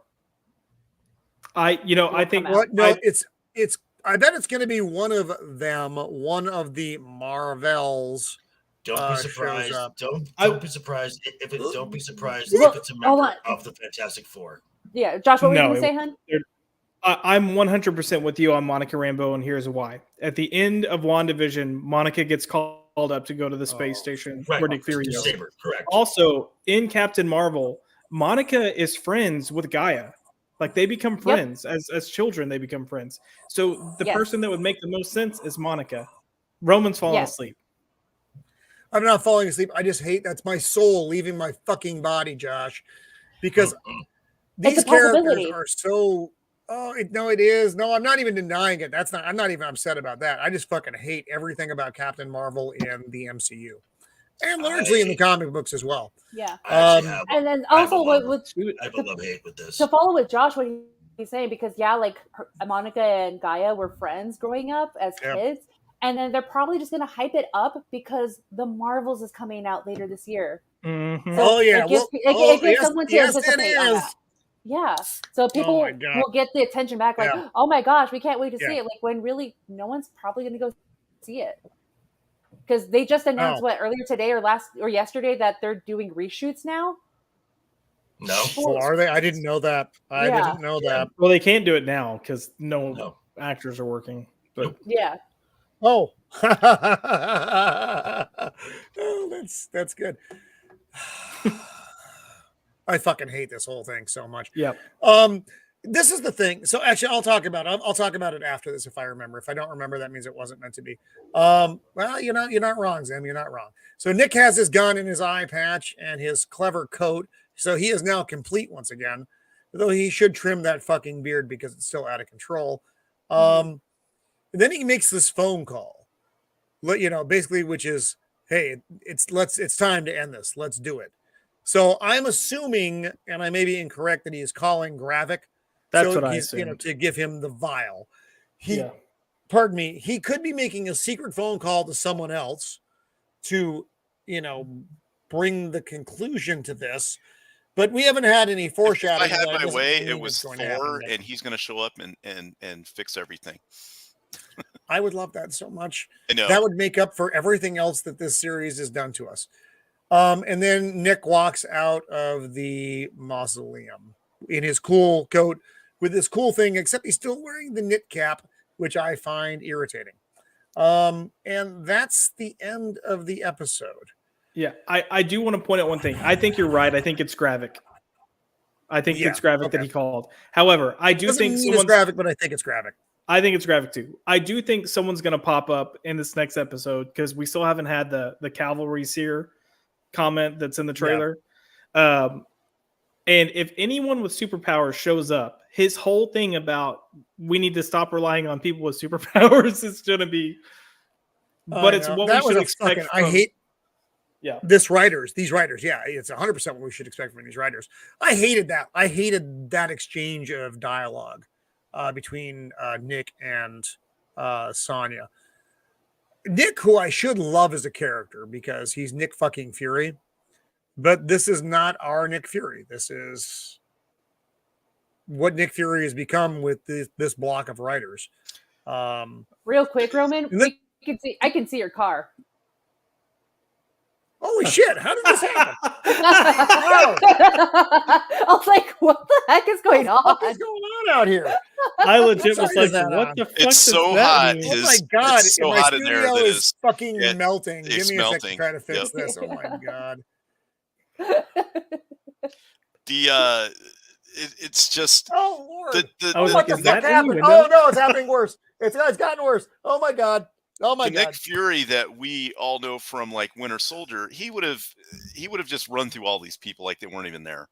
Oh yeah. You know what I mean? He would have been 2 steps ahead of them, and Gravik would be dead in a ditch somewhere by now. But Yeah. they just deconstructed his character so badly. Mm-hmm.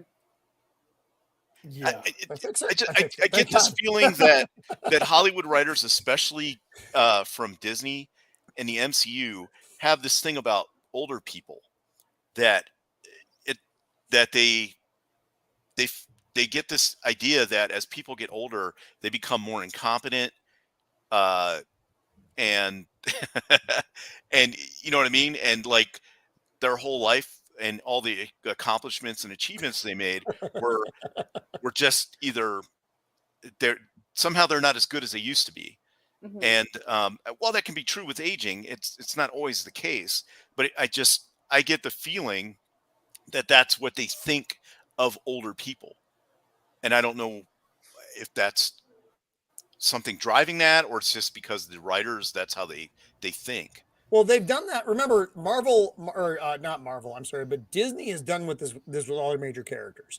They did it with Han Solo. They did it with Indiana Jones now. And of course, they've also done it with Nick Fury. They don't like their older legacy characters, right? Don't like them. Because the bumbling fucks. Because the Force is female, and Kevin Feige's own words, he wanted more than half of the Marvel heroes to be female. Mm-hmm. I don't believe. Wait, what? Copa? Wait, what? I wouldn't know. I don't believe Roman exists now. No, that's actually fair. So I've explained this before.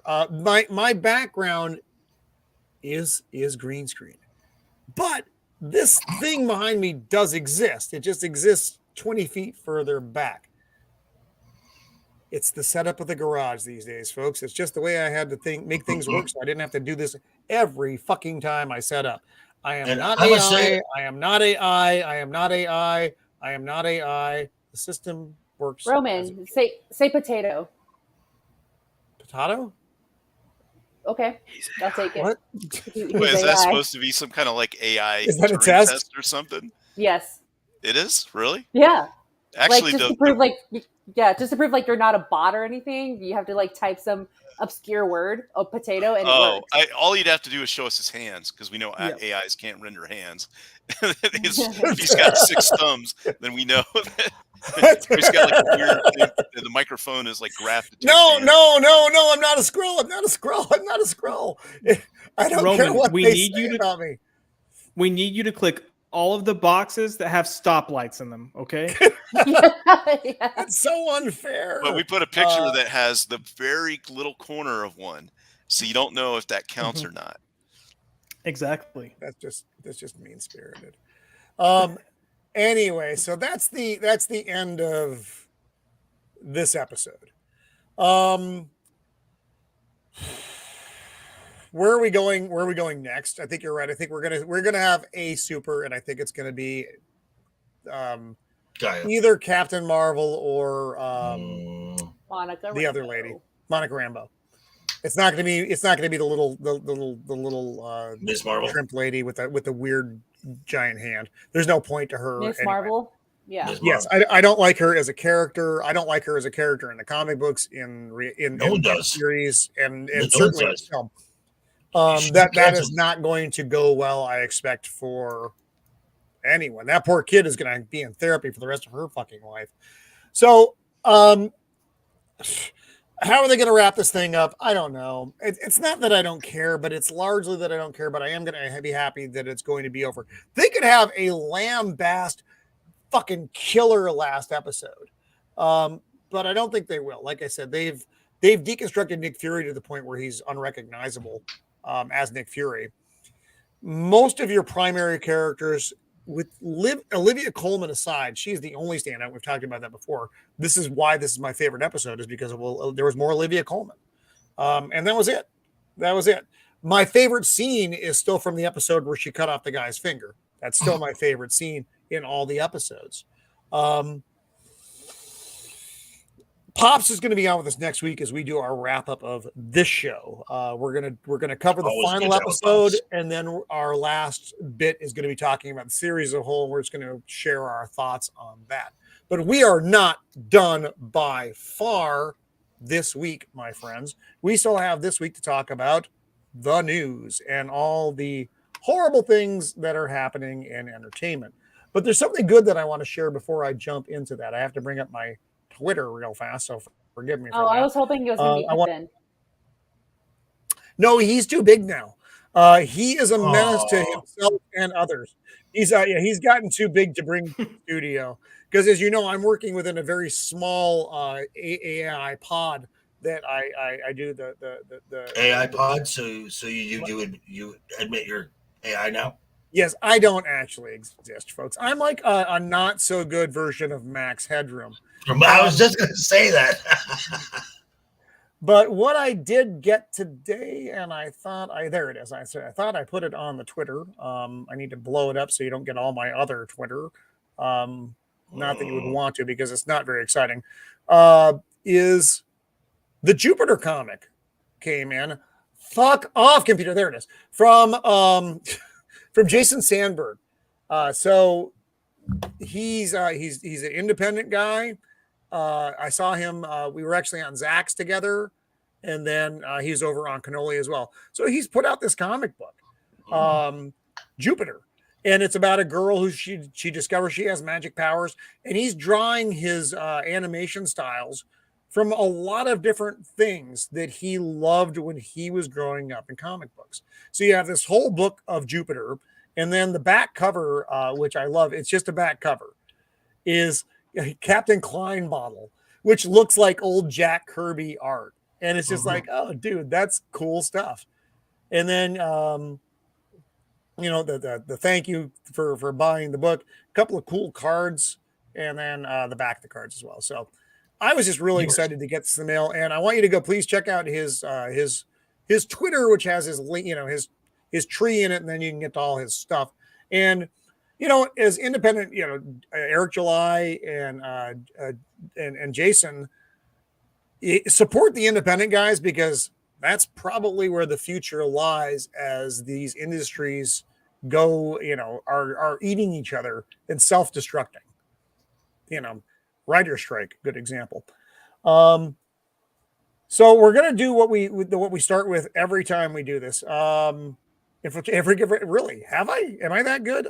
Because you own maybe we're gonna look at the box office again, because I still find this entertaining to do. What happened here?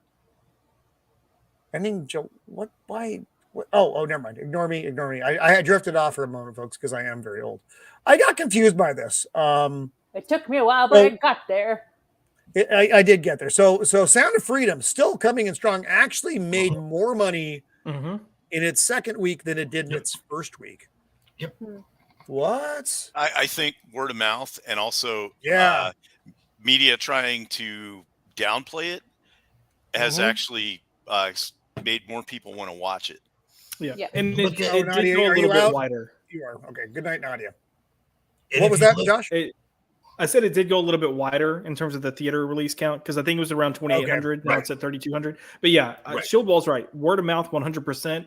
And the fact that you have such a strong media presence from your main media networks talking about how bad this movie is, because it focuses on child trafficking. Anyone in their right mind is going to know that child trafficking is bad, and talking about it is good. What? Yeah. So I'm looking at the numbers right now, the weekend box office from weekend 1 to weekend 2 jumped 39%. Week to week jumped 66%. And if you look at the graph, that thing spiked big time. And currently right now it's legging out at a 3.7. Yeah. Even at your total gross, like just to point out, this film total gross is at 85 million, 85.7 And that's million. only domestic because it did not go international. This is all domestic box office. Correct. That's only domestic. It cost around 14 to 15 million to make, and I don't know how much Angel Studios purchased it for, but they're hitting a profit. I believe they bought it for 40. Wasn't this movie in the can a couple of years ago? 5. Yeah, it's been completed since 2018. Yeah. And as of right now, the most updated thing, it is just under $101 million total gross.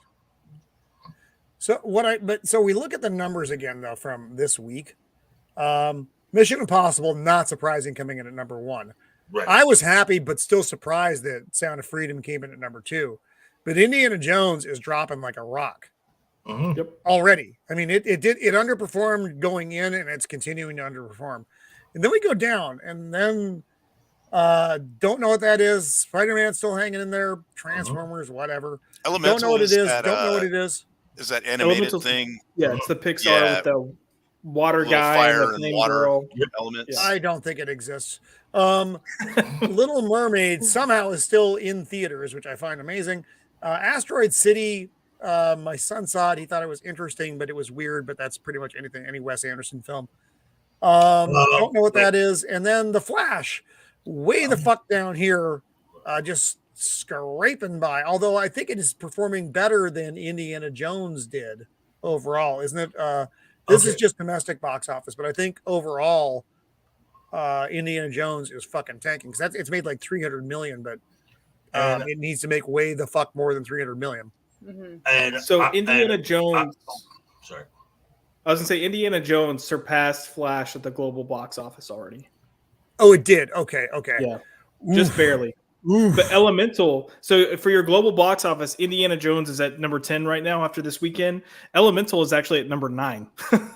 And it's crazy that Elemental's beating. Yeah, I've never even fucking heard of that. I have no idea what it is. It's kind of a story. It's like a love story kind of thing between a water elemental and a fire elemental. And it's like Romeo and Juliet. Kind of like that. So romance. Just think of a flame and a water droplet having a personality, and they're attracted to each other.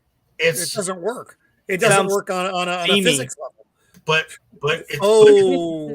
it's he's always trying to break it down to like the most basic terms for me to understand. But it's basically I appreciate. But it's basically like every single Pixar film. The What If Your Toys were alive? It doesn't work. What if Cars were alive? What if your emotions had emotions? The what if elements were alive? And what if Mexicans had feelings? Coco. Whoa!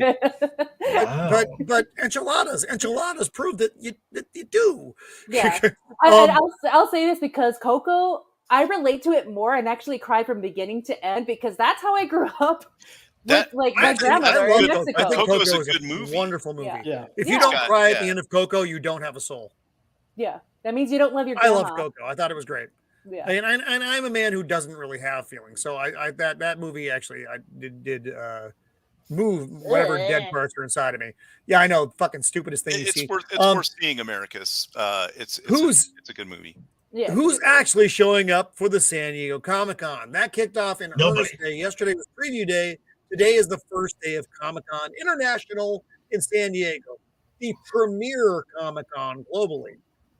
Let's see who's actually fucking coming. Nobody. Oh, fucking Disney, Marvel, Lucasfilm. Oops. HBO, House of Dragons, Last of Us. They aren't there. Max is showing up, thank God, with a bunch of things you've never heard of. Sony Pictures is out with Ghostbusters Afterlife 2, Spider-Man stuff, though. That's important. Universal Pictures, Exorcist, some fucking thing and some other fucking thing. Exorcist, whatever. Out, Netflix. A bunch of pedo bullshit stuff is what Netflix largely represents these days. Warner Brothers not there, though. So you're missing out on Superman Legacy, Brave and the Bold, The Authority, Swamp Thing, Dune, and Batman Part 2. These are all big ticket items. Just Dune Part 2 is huge. So none of that is going to be there. In Paramount Pictures, oh boy, how exciting. What are they bringing? Teenage Mutant Ninja Turtles with Fat Ugly April, which is what you remember from being a child. In NBC Peacock, The Continental, which is the spinoff from John Wick. That's fine, but whatever. Amazon is there with The Wheel of Time. Oh boy! Oh my God! How exciting! What a fucking horrible series ever. Out Apple Plus, which is too bad because they actually have a lot of good stuff. Severance was a great show. I don't recognize any of the other ones, but Apple's been putting out really good stuff. In Funko, fuck off. AJ would have a moment though. AJ could show up and he could have a moment because AJ is very into Funko Pops. So am I. So what's your point? I will say if you've never been, have a moment. If you've never been to SDCC, those people do not play around at the Funko booth. Like that sucker gets swarmed for the exclusives. Right. Oh yeah. So this weekend we have a couple movies opening up, and I'll open this up. There's not a ton to talk about here, but it's still interesting mildly that they expect Barbie to outperform Oppenheimer. Which fuck off. Which I get because most people. Wait a minute, Nomi? Yes. Nomi, did you see Barbie? I'm gonna see it Sunday, and I'm already having regrets. Okay, so you're bracing yourself for this. Yes. Because the ads sold it as something, but then something happened. Something that seems to always happen in modern cinema. The actors talked. The actors talked, and whenever actors talk, they fuck up a movie. Yep. Because they say all the parts that you don't get in the preview. Mm-hmm. That this movie is about, third level, intersectional feminism, man-hating stuff. Yeah. There are some other things which I guess I'm not even allowed to say the words on the interwebs or I get deleted. I know what does that actually mean though? I mean, I don't know. I'm not sure. Like, I know Mrs. Cannoli Sasquatch saw it last night, and I need to see her review. But I'm kind of like waiting until I go see it on Sunday because, like, I want to go without being told what do your best. Saw. Do your best. But like, I'm already anticipating like it's gonna be trash because everybody's talking about it. No spoilers, but everybody's saying the same thing. Right. And it pops. Yeah.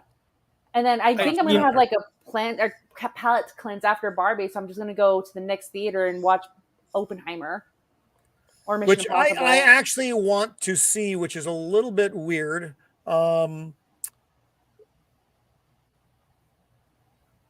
Because I haven't gone to the theater since Maverick. That was the last thing I saw. Okay. So they're expecting that Barbie will outperform Oppenheimer, though. I see that. But I understand why. But I don't know. Here's my prediction with that though. Week 1, Barbie will outperform Oppenheimer. Week 2, that shit's gonna flip. Mm-hmm. Oppenheimer is obviously not a film for the masses. I know it's a Chris Nolan film and it's got a lot of big names in it. That's still a pretty niche thing. People interested in seeing the guy who invented the atomic bomb. I find it interesting, but I know a lot of other people are not. I'm willing to bet that 80% of people don't even know who Oppenheimer is. Yes. What White Sands is or any of that stuff. Nope, agreed. I do. Yeah. Well, yeah, but yeah. Also, you know what I mean? Your average person isn't either going to know but not care, or they're going to have no idea. And what Pops is saying is a 3-hour movie that normies are not interested in. Whereas there's Barbie also is that, ubiquitous. But everybody knows who Barbie is. Yeah, and even with word of mouth, I think general audiences have gotten so used to such extreme conversations about how great a movie is or how terrible a movie is. I don't know if it's going to derail Barbie as much as we think it is. I think people are going to have seen the trailers, which the trailers represent really nothing of what this show actually is. This film actually is, because the trailers look fun. They look camp. Yes. They look like it looks like it's a funny. Yeah, kind but of when you movie. hear the actors talk, it doesn't fucking sound like that. It sounds even doesn't sound before like the that at all. actors. Sorry, you're looking Even at before the inside actors there, started talking. Even before the actors started talking, I was giving fair warnings that this film is highly political and the ending is going to piss a lot of people off. Mm-hmm. But so I did I get my highlighted part from this where Ron Perlman threatens the guy. So I've got an article here. Ron Perlman has become such a peach, and you did a bit on this, Joker, I think, as well. No, I know Wookie, or am I confusing you and Wookie? Probably. So Wookie Be Bad must have done, where he basically, because one of the execs said, we want this thing to continue. Because we look so much alike, so. That's not true. Where I'm trying to find the exact quote, because Ron Perlman basically told a Hollywood exec, there are a lot of ways to lose your home. It's Iger. Is he talking to Iger? Yeah. Okay. And admittedly, I'm not a big fan of Bob Iger. Please don't mistake that. But Ron Perlman is actively threatening a guy. He doesn't understand why strikes happen. Strikes happen so that actors can make studios lose money, so that they have to negotiate. That's why there's a strike. It is going to hurt the guys who are striking, though. You have a strike fund. I get that, but that money doesn't last forever. And and again, I've talked about my opinions on the strike. I'm of two minds. One, I do support some of the things that they are striking for. AI, I'm not a fan of, but this just boosts the reason why you have AI. And the way streaming services have kind of changed the map and don't reflect that as far as the way the contracts are written. Okay, I get that. Iger said, and I get that. Iger said a thing, but Ron Perlman threatened to destroy his home. Basically, hey, I'm going to come burn down your fucking house, motherfucker. I don't like Ron Perlman for a myriad of reasons. He said a lot of stupid things. And then he tries to backtrack it. Ron Perlman is an actor who plays a tough guy. That's who Ron Perlman is. Have you ever, what have you done other than that?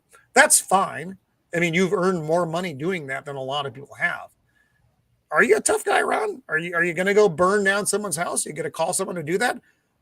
That's a crime, by the way. You might want to lay low, as they said in Anchorman.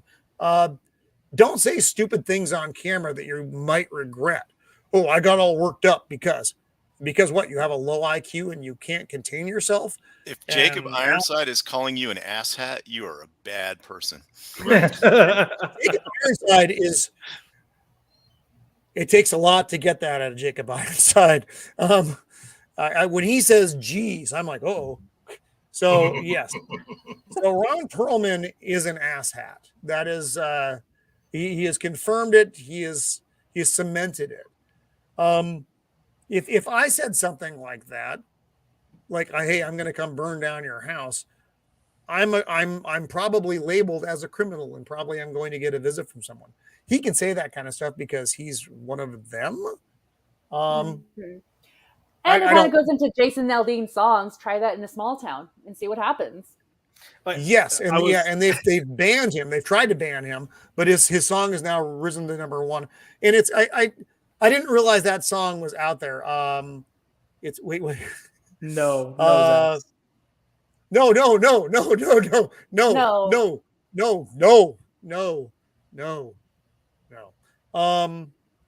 So the Jason Aldean song, which was about the riots, the Summer of Love, and how it all took place in urban centers, because that's the only place you can get away with that. If you did that in a small town, there would have been different outcomes, and a lot of other people would be labeled as other things other than people who are defending their homes and property, which is what they would have been doing. But whatever, that's fine. I have opinions. Yeah. And they're mine. They don't reflect that of anyone else on the panel. Yeah. but it's a country song, so who cares? Yeah. So then I've got this thing, which I thought was kind of interesting, and this is for the gamers out there. I am not a gamer myself, so it doesn't affect me. But Microsoft launches new moderation program that allows players to capture and report inappropriate voice activity on any multiplayer game. Have you guys ever fucking played a game? Yes. That's all it is. That's all it is. I don't know what the goal is here. It's probably trying to capture something. Hate speech. Hate speech. Hate speech. They're trying to whatever the fuck hate speech is. They're trying to break down on the people saying the word ninja. Ninja. Yeah. Oh, She's paraphrasing. I'd be surprised. I'm very paraphrasing it. And I get it. I get the cleverness of that. I understand that I'm old. But Just making sure. is that a big thing out there? And also, is it meant in a hostile fashion? I don't know that. I don't know any of these things. It can get pretty toxic if you're on voice chat. I guess, but here's the deal: you can play the game or not play the fucking game. Am I incorrect with that assumption? Right, but and if you have like when you dive into one of those things, you shouldn't let your 10-year-old into a fucking. That's what I was going to say. If you have a 10-year-old that's trying to play that game with some adults, it gets pretty spicy. But I mean, there are ways around it. But some of the games, even if you like don't have a headset and don't engage in the chat, you can still hear them in proximity. So I kind of see the point of it, but I think it's going to get abused. I do and I don't. The reasons they're doing it, I don't think are the reasons that they say they're doing it. That's the problem. Yeah. Mm-hmm. All right. So then we have. Don't you fucking do it. Sorry, I had to look behind me. I thought my shit was going to fall again. So this I found remarkable. So we're looking at Aquaman 2, the movie that doesn't matter, right? Right. This movie is costing a fucking fortune. Yep. They're over $200 million and they're doing reshoots now. And they got rid of. They're not doing reshoots. They're not doing reshoots right now. They can't. Oh, they were going to do reshoots, I guess. No, they've already done them, Joker, because they had the original version, which got low ratings. They did a second version, which got lower ratings. Then they did a third version, which was like, I guess, meh. But they cut out all the Michael Keaton and then Ben Affleck stuff as well. So there's no Batman in this anymore. But what shocked me was just the overall price tag. So here it is. The film was greenlit for $205 million, which for a fucking sequel that doesn't matter is an awful lot of money. And then you have the reshoots, which added, however many million to that number. This movie, Pops is probably right. I mean, that's the only fucking reason to do it is money laundering at this point. This movie doesn't matter. This movie is non-existent. It doesn't exist in the James Gunn universe. James Gunn is dumping all of these fucking things. I've already seen projections for Blue Beetle. It's not good. They are not good. No. They're talking like $12-17 million opening. Right. And last week I explained why that these films are being released is because they have to be released. Because they have too many contractual ironclad contracts in foreign the markets that these things have to be released. The Warner Brothers knows they're going to take a loss right out the gate. Mm-hmm. Yeah. They know it. The thing though is like the fact that they've done the reshoots that they've done just doesn't make sense. Like the moment they decided that James Gunn was going to take over and kind of relaunch things, which they knew. They already knew they were either setting up The Rock to take over things or they were setting up James Gunn, and they were waiting to see how Black Adam performed before they made their decision. So they knew that they were going to change course regardless. But the fact that they've gone through and done all these reshoots to kind of take out the cameos that were added in previous reshoots, it's just wasting money. Like, just go back to the original film that you had before you added all the cameos in. Because keep in mind, Aquaman 2 should have come out like 7 months ago, 8 mons ago. It should have already been out. It should have been done. Yep. It's like past it. Flash was supposed to come out in like 2018, 2019 originally. So they should have just pulled old footage that they had, scrapped all the reshoots that they've done. It doesn't matter anyway. Why spend more money? Why put more money into all the CGI and stuff that you're going to have to add to these reshoots? Like, just make your loss a loss, because they would have done better off by going back to the very original Flash before any of the Michael Keaton stuff got added, which I get it, or at least changed, I should say. And then the whole cameos at the end, whatever they're going to have, like, they should have just let it go, gone back to what they originally had, put that out there. They released their film. They can make whatever little money they're going to make off of it and just put their attention on moving forward. What's the reason for the reshoots, though? Is it because they think it's going to be better, or? Well, so for Josh, I think we lost your audio. Flash. There you go. Yeah, we lost your audio for like a minute. Son of a biscuit, this fucking internet. So yeah, no, the original reshoots for Aquaman was to make the actual story better because it wasn't being received well. But they did reshoots for the Flash in particular to change how they were utilizing these cameo characters, because they were going to set up Michael Keaton to become this figure that led into Batgirl and trained Batgirl, because that was the direction they were going to go there for a while. And then also set up Sasha Kaye to become the new Superman, quote unquote, figure in the universe. And then once they decided that James Gunn was going to take over, they did more reshoots to undo all of that. And it's like, why did you do reshoots to undo all of that when you already had something not doing that beforehand? Mm-hmm. That's why, to me, whenever this stuff happens, I always get this feeling that it's like DEI or ESG that's driving some of this stuff. Somebody looked at it and said, I think we got to do this instead. Because otherwise it's just, who's in charge? It's utter chaos. Mm-hmm. That's costing them hundreds of millions of dollars by not having somebody in a solid leadership role. Agreed. Yeah, you said it, Josh. Make the loss a loss as opposed to a colossal loss. Yep.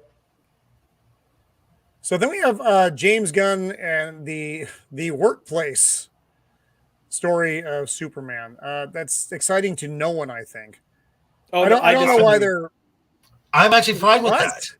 Are you guys really fine with this? I'm not fine with this at all. I think it's. I don't care. Josh, go first. Josh, go first. I'm going to pull this off because it's slowing me down a little bit. I'm all for it because it's going to be the Daily Planet. So you're gonna have Lois, you're gonna have Perry, you're gonna have Jimmy Olsen. You're gonna have all that there. But so much of Superman's story and how he would get information to start looking into things came from information he was finding out from the Daily Planet. All right. So I'm all for it.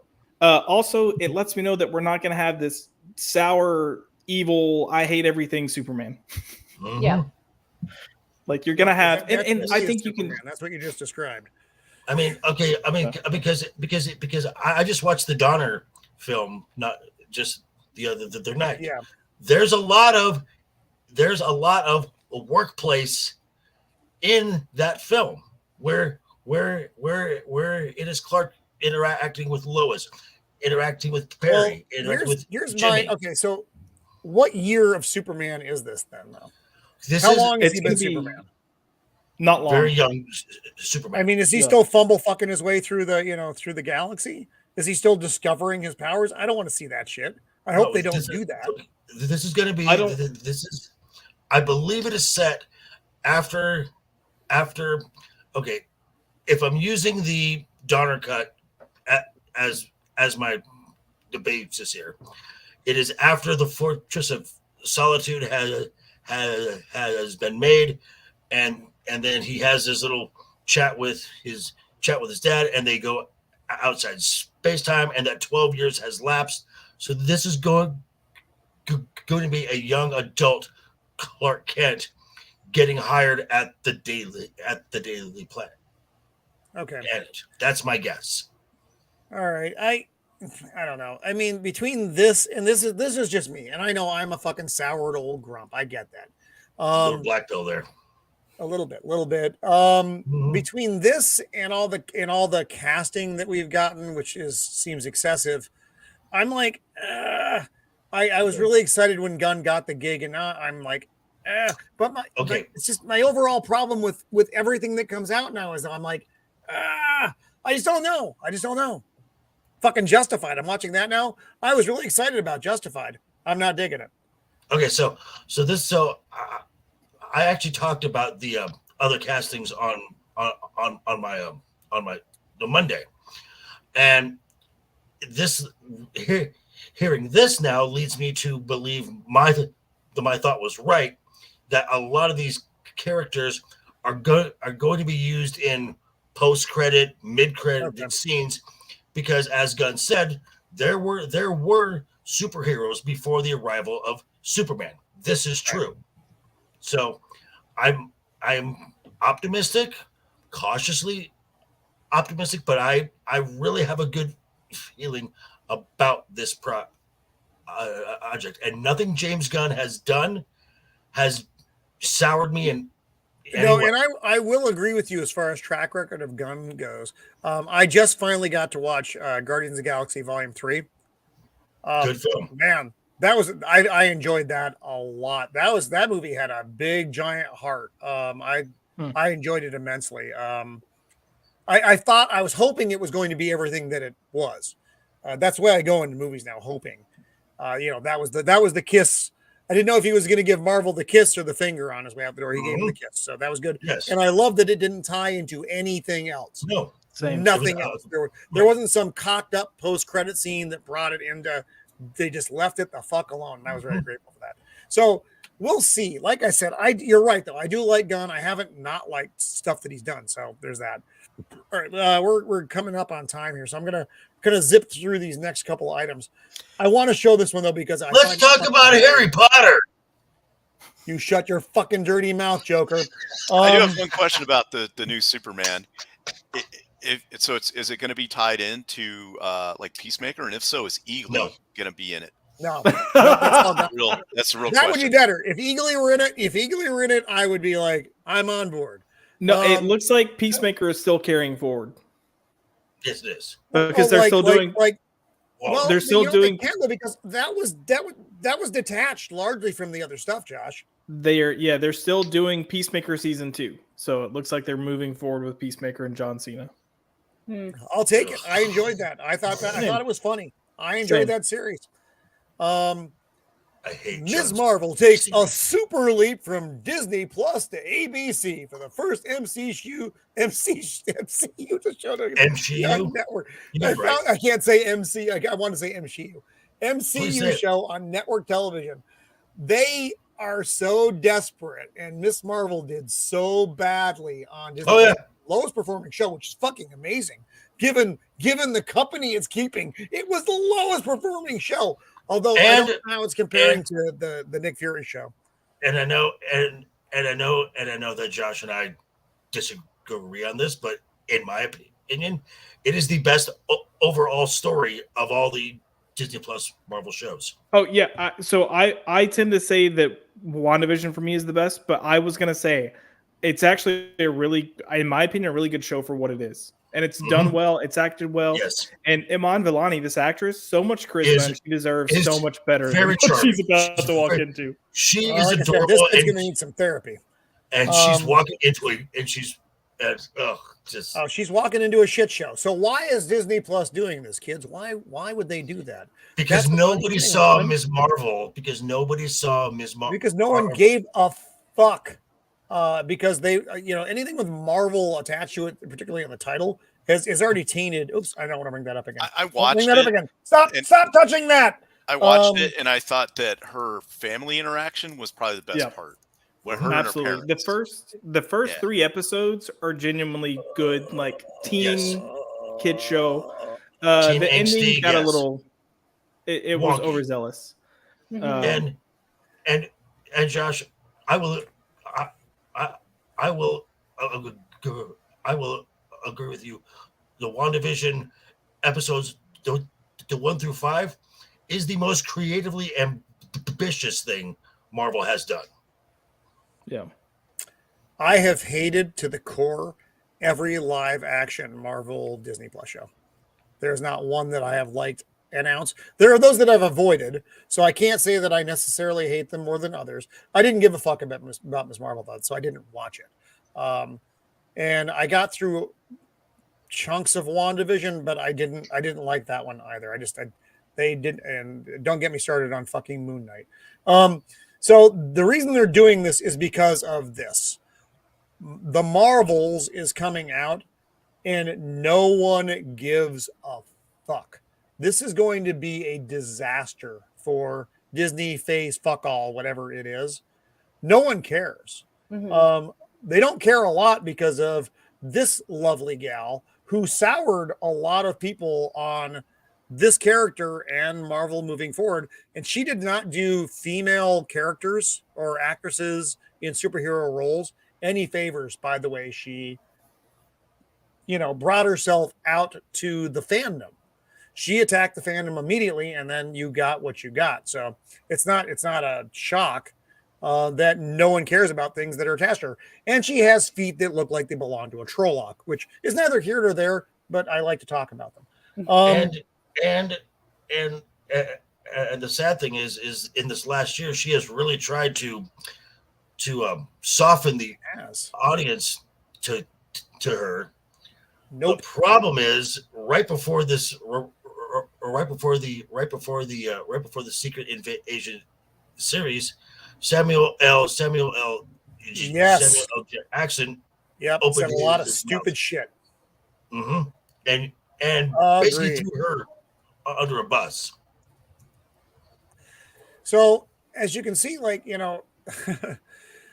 your politics do have an effect on how your movie is going to perform, because if you attack the fandom with things that blah blah blah, generally something leading into white males is how this usually goes.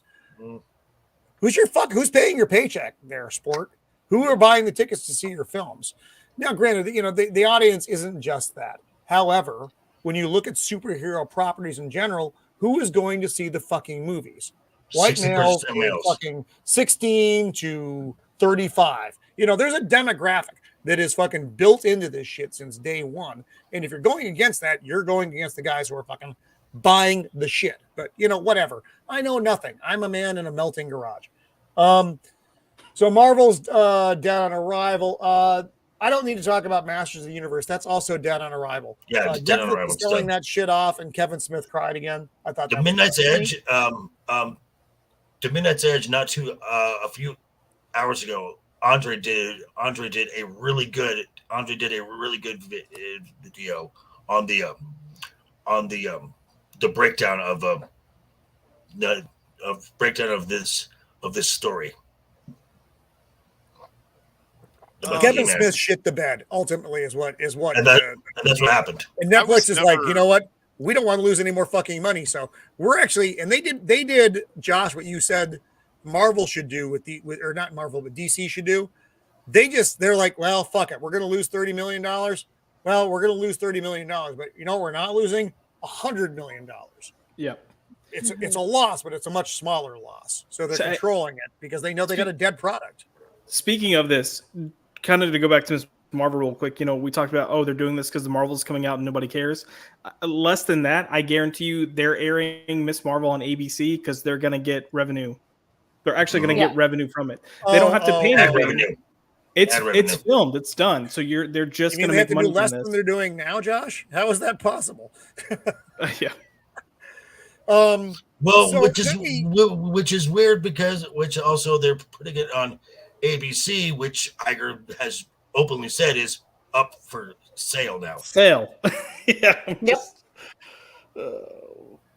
Yeah. ABC, FX, FXX, Freeform, Nat, and Nat Geo, all up for sale, and they're looking for a lucrative partner to join them for ESPN. Well, they're reaping all of their ESG seeds that they've sown. Yeah. Is what's happened. 100%, dude. Because they have to buy Hulu. Which is why fucking And- Cam Jackson shows And they way overspent on acquiring Fox. Definitely. Yep. Well, oops. like the guys, like the Bob said in Office Space, these things have a way of taking care of themselves. It'll all work out in the end. No, when everyone files bankruptcy. We fixed the glitch. It'll just take care of itself. So you fired him. No. No, we fixed the glitch. So the last little just kind of interesting tidbit that I saw was this thing. And I hope this actually doesn't happen once it fucking comes up on the screen, because even my internet's angry about the heat out here. Kenneth Branagh to helm Gargoyles film, live action. This is a film. This was a series that came out in 90s. The 90s. Late, I watched it early as a kid. Yep. It's a great. because I was great series. older when this came out. I thought it was an interesting series, though. I actually enjoyed it. You know, it was one of those animated series that had a lot of appeal to not just kids, which is where most of these things were written back in the late 90s. They did a very good job with this.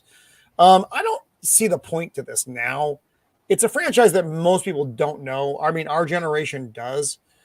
No one has done a good job at making one of these things move forward.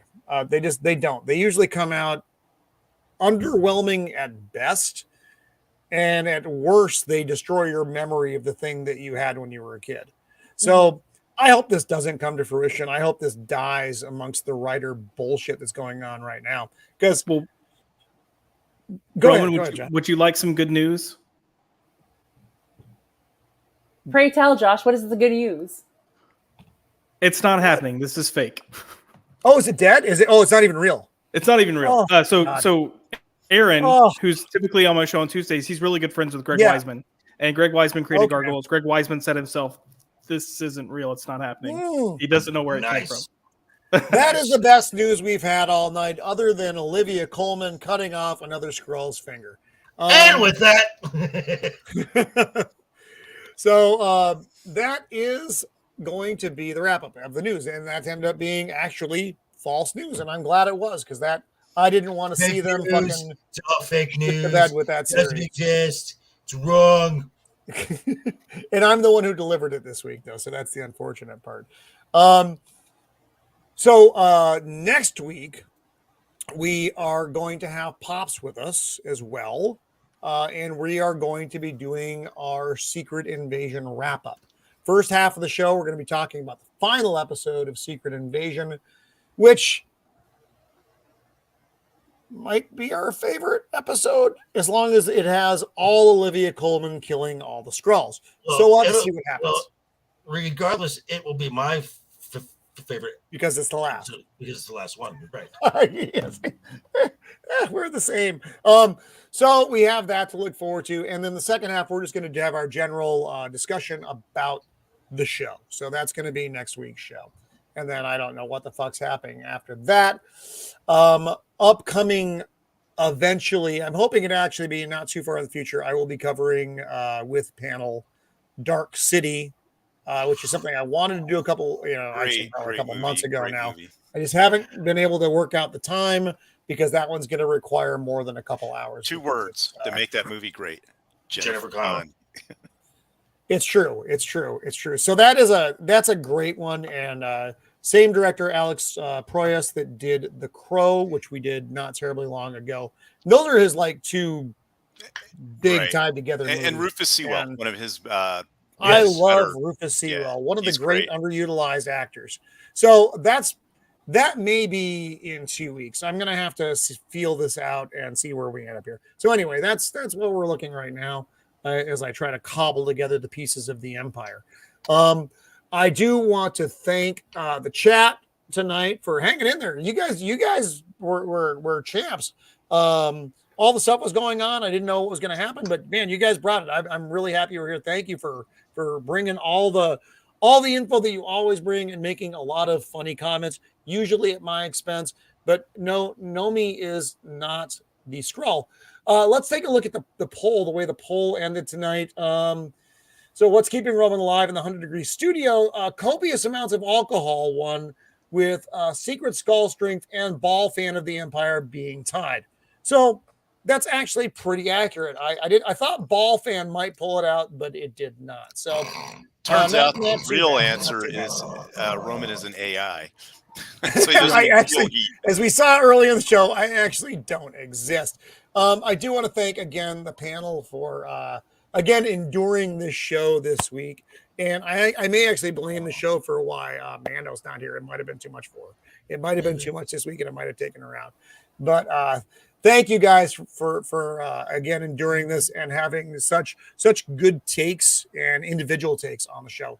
That's what I like about this panel. We do all have. We kind of have a similar focus on the end game of the show, but everybody has different plot points and things that they like to talk about within the show, and that's a lot of fun. As opposed to me talking in a vacuum, which is no fucking fun at all. Ask Mrs. of the Empire. So let's go around the horn real fast.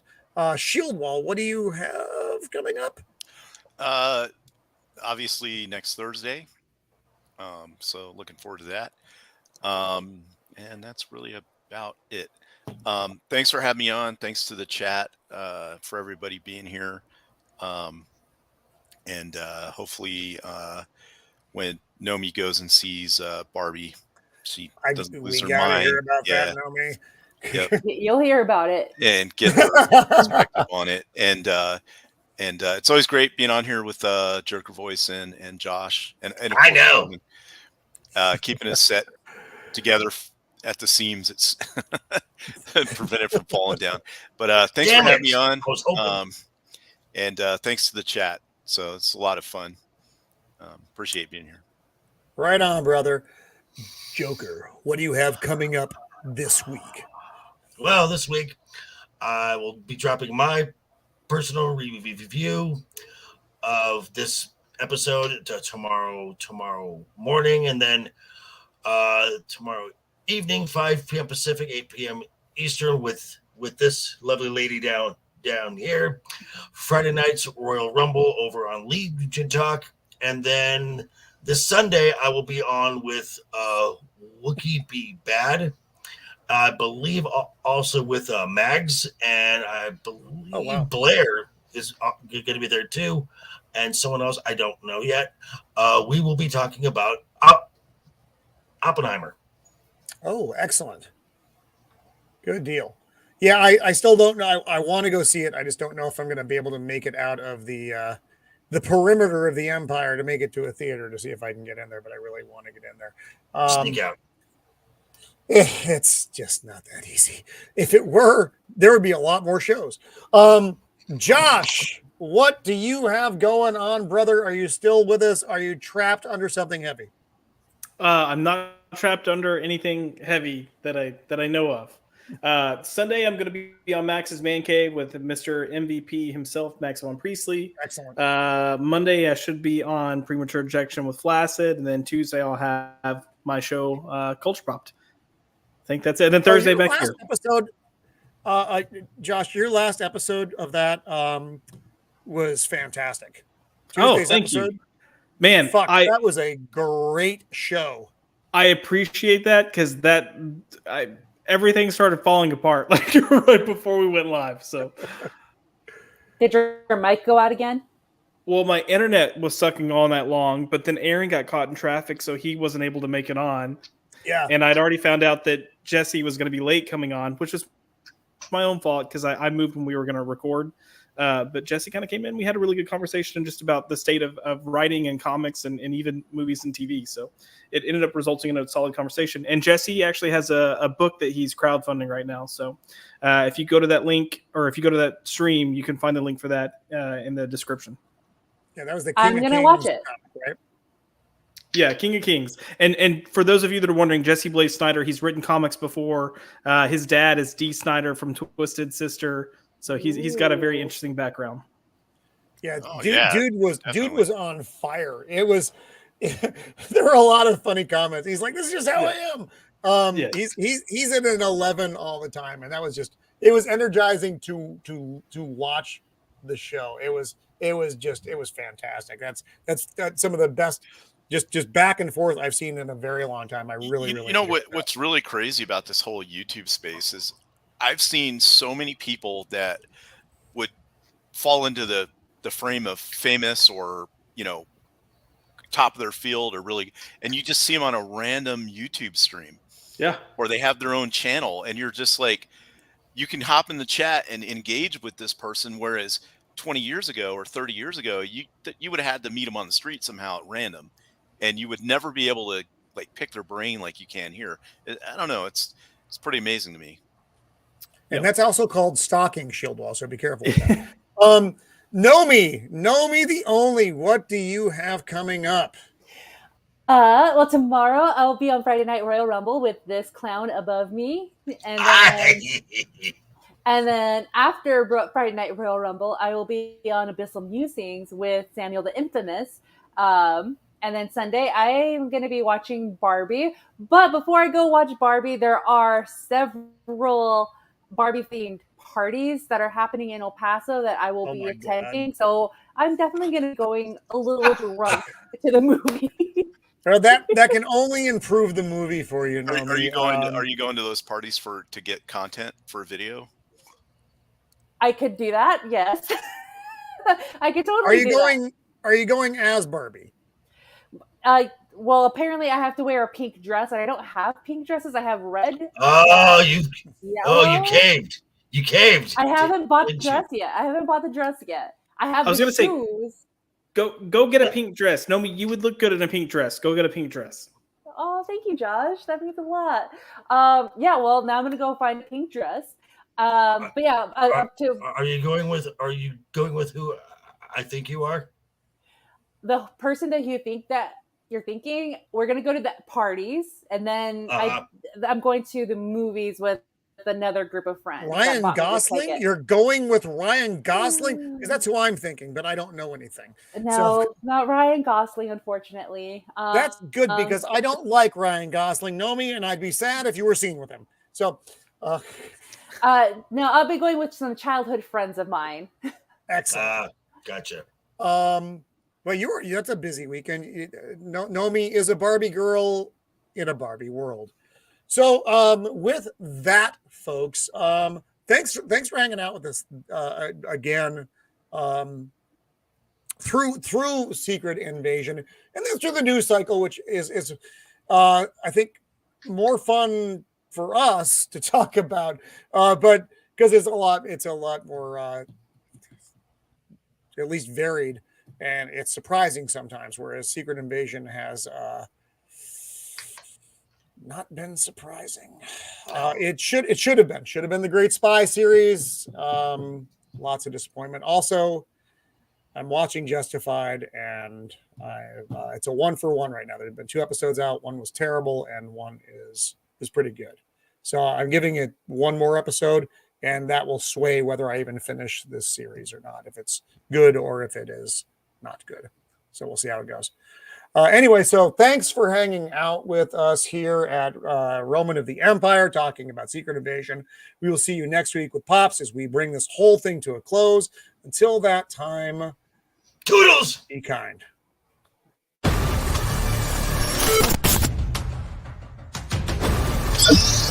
Yes.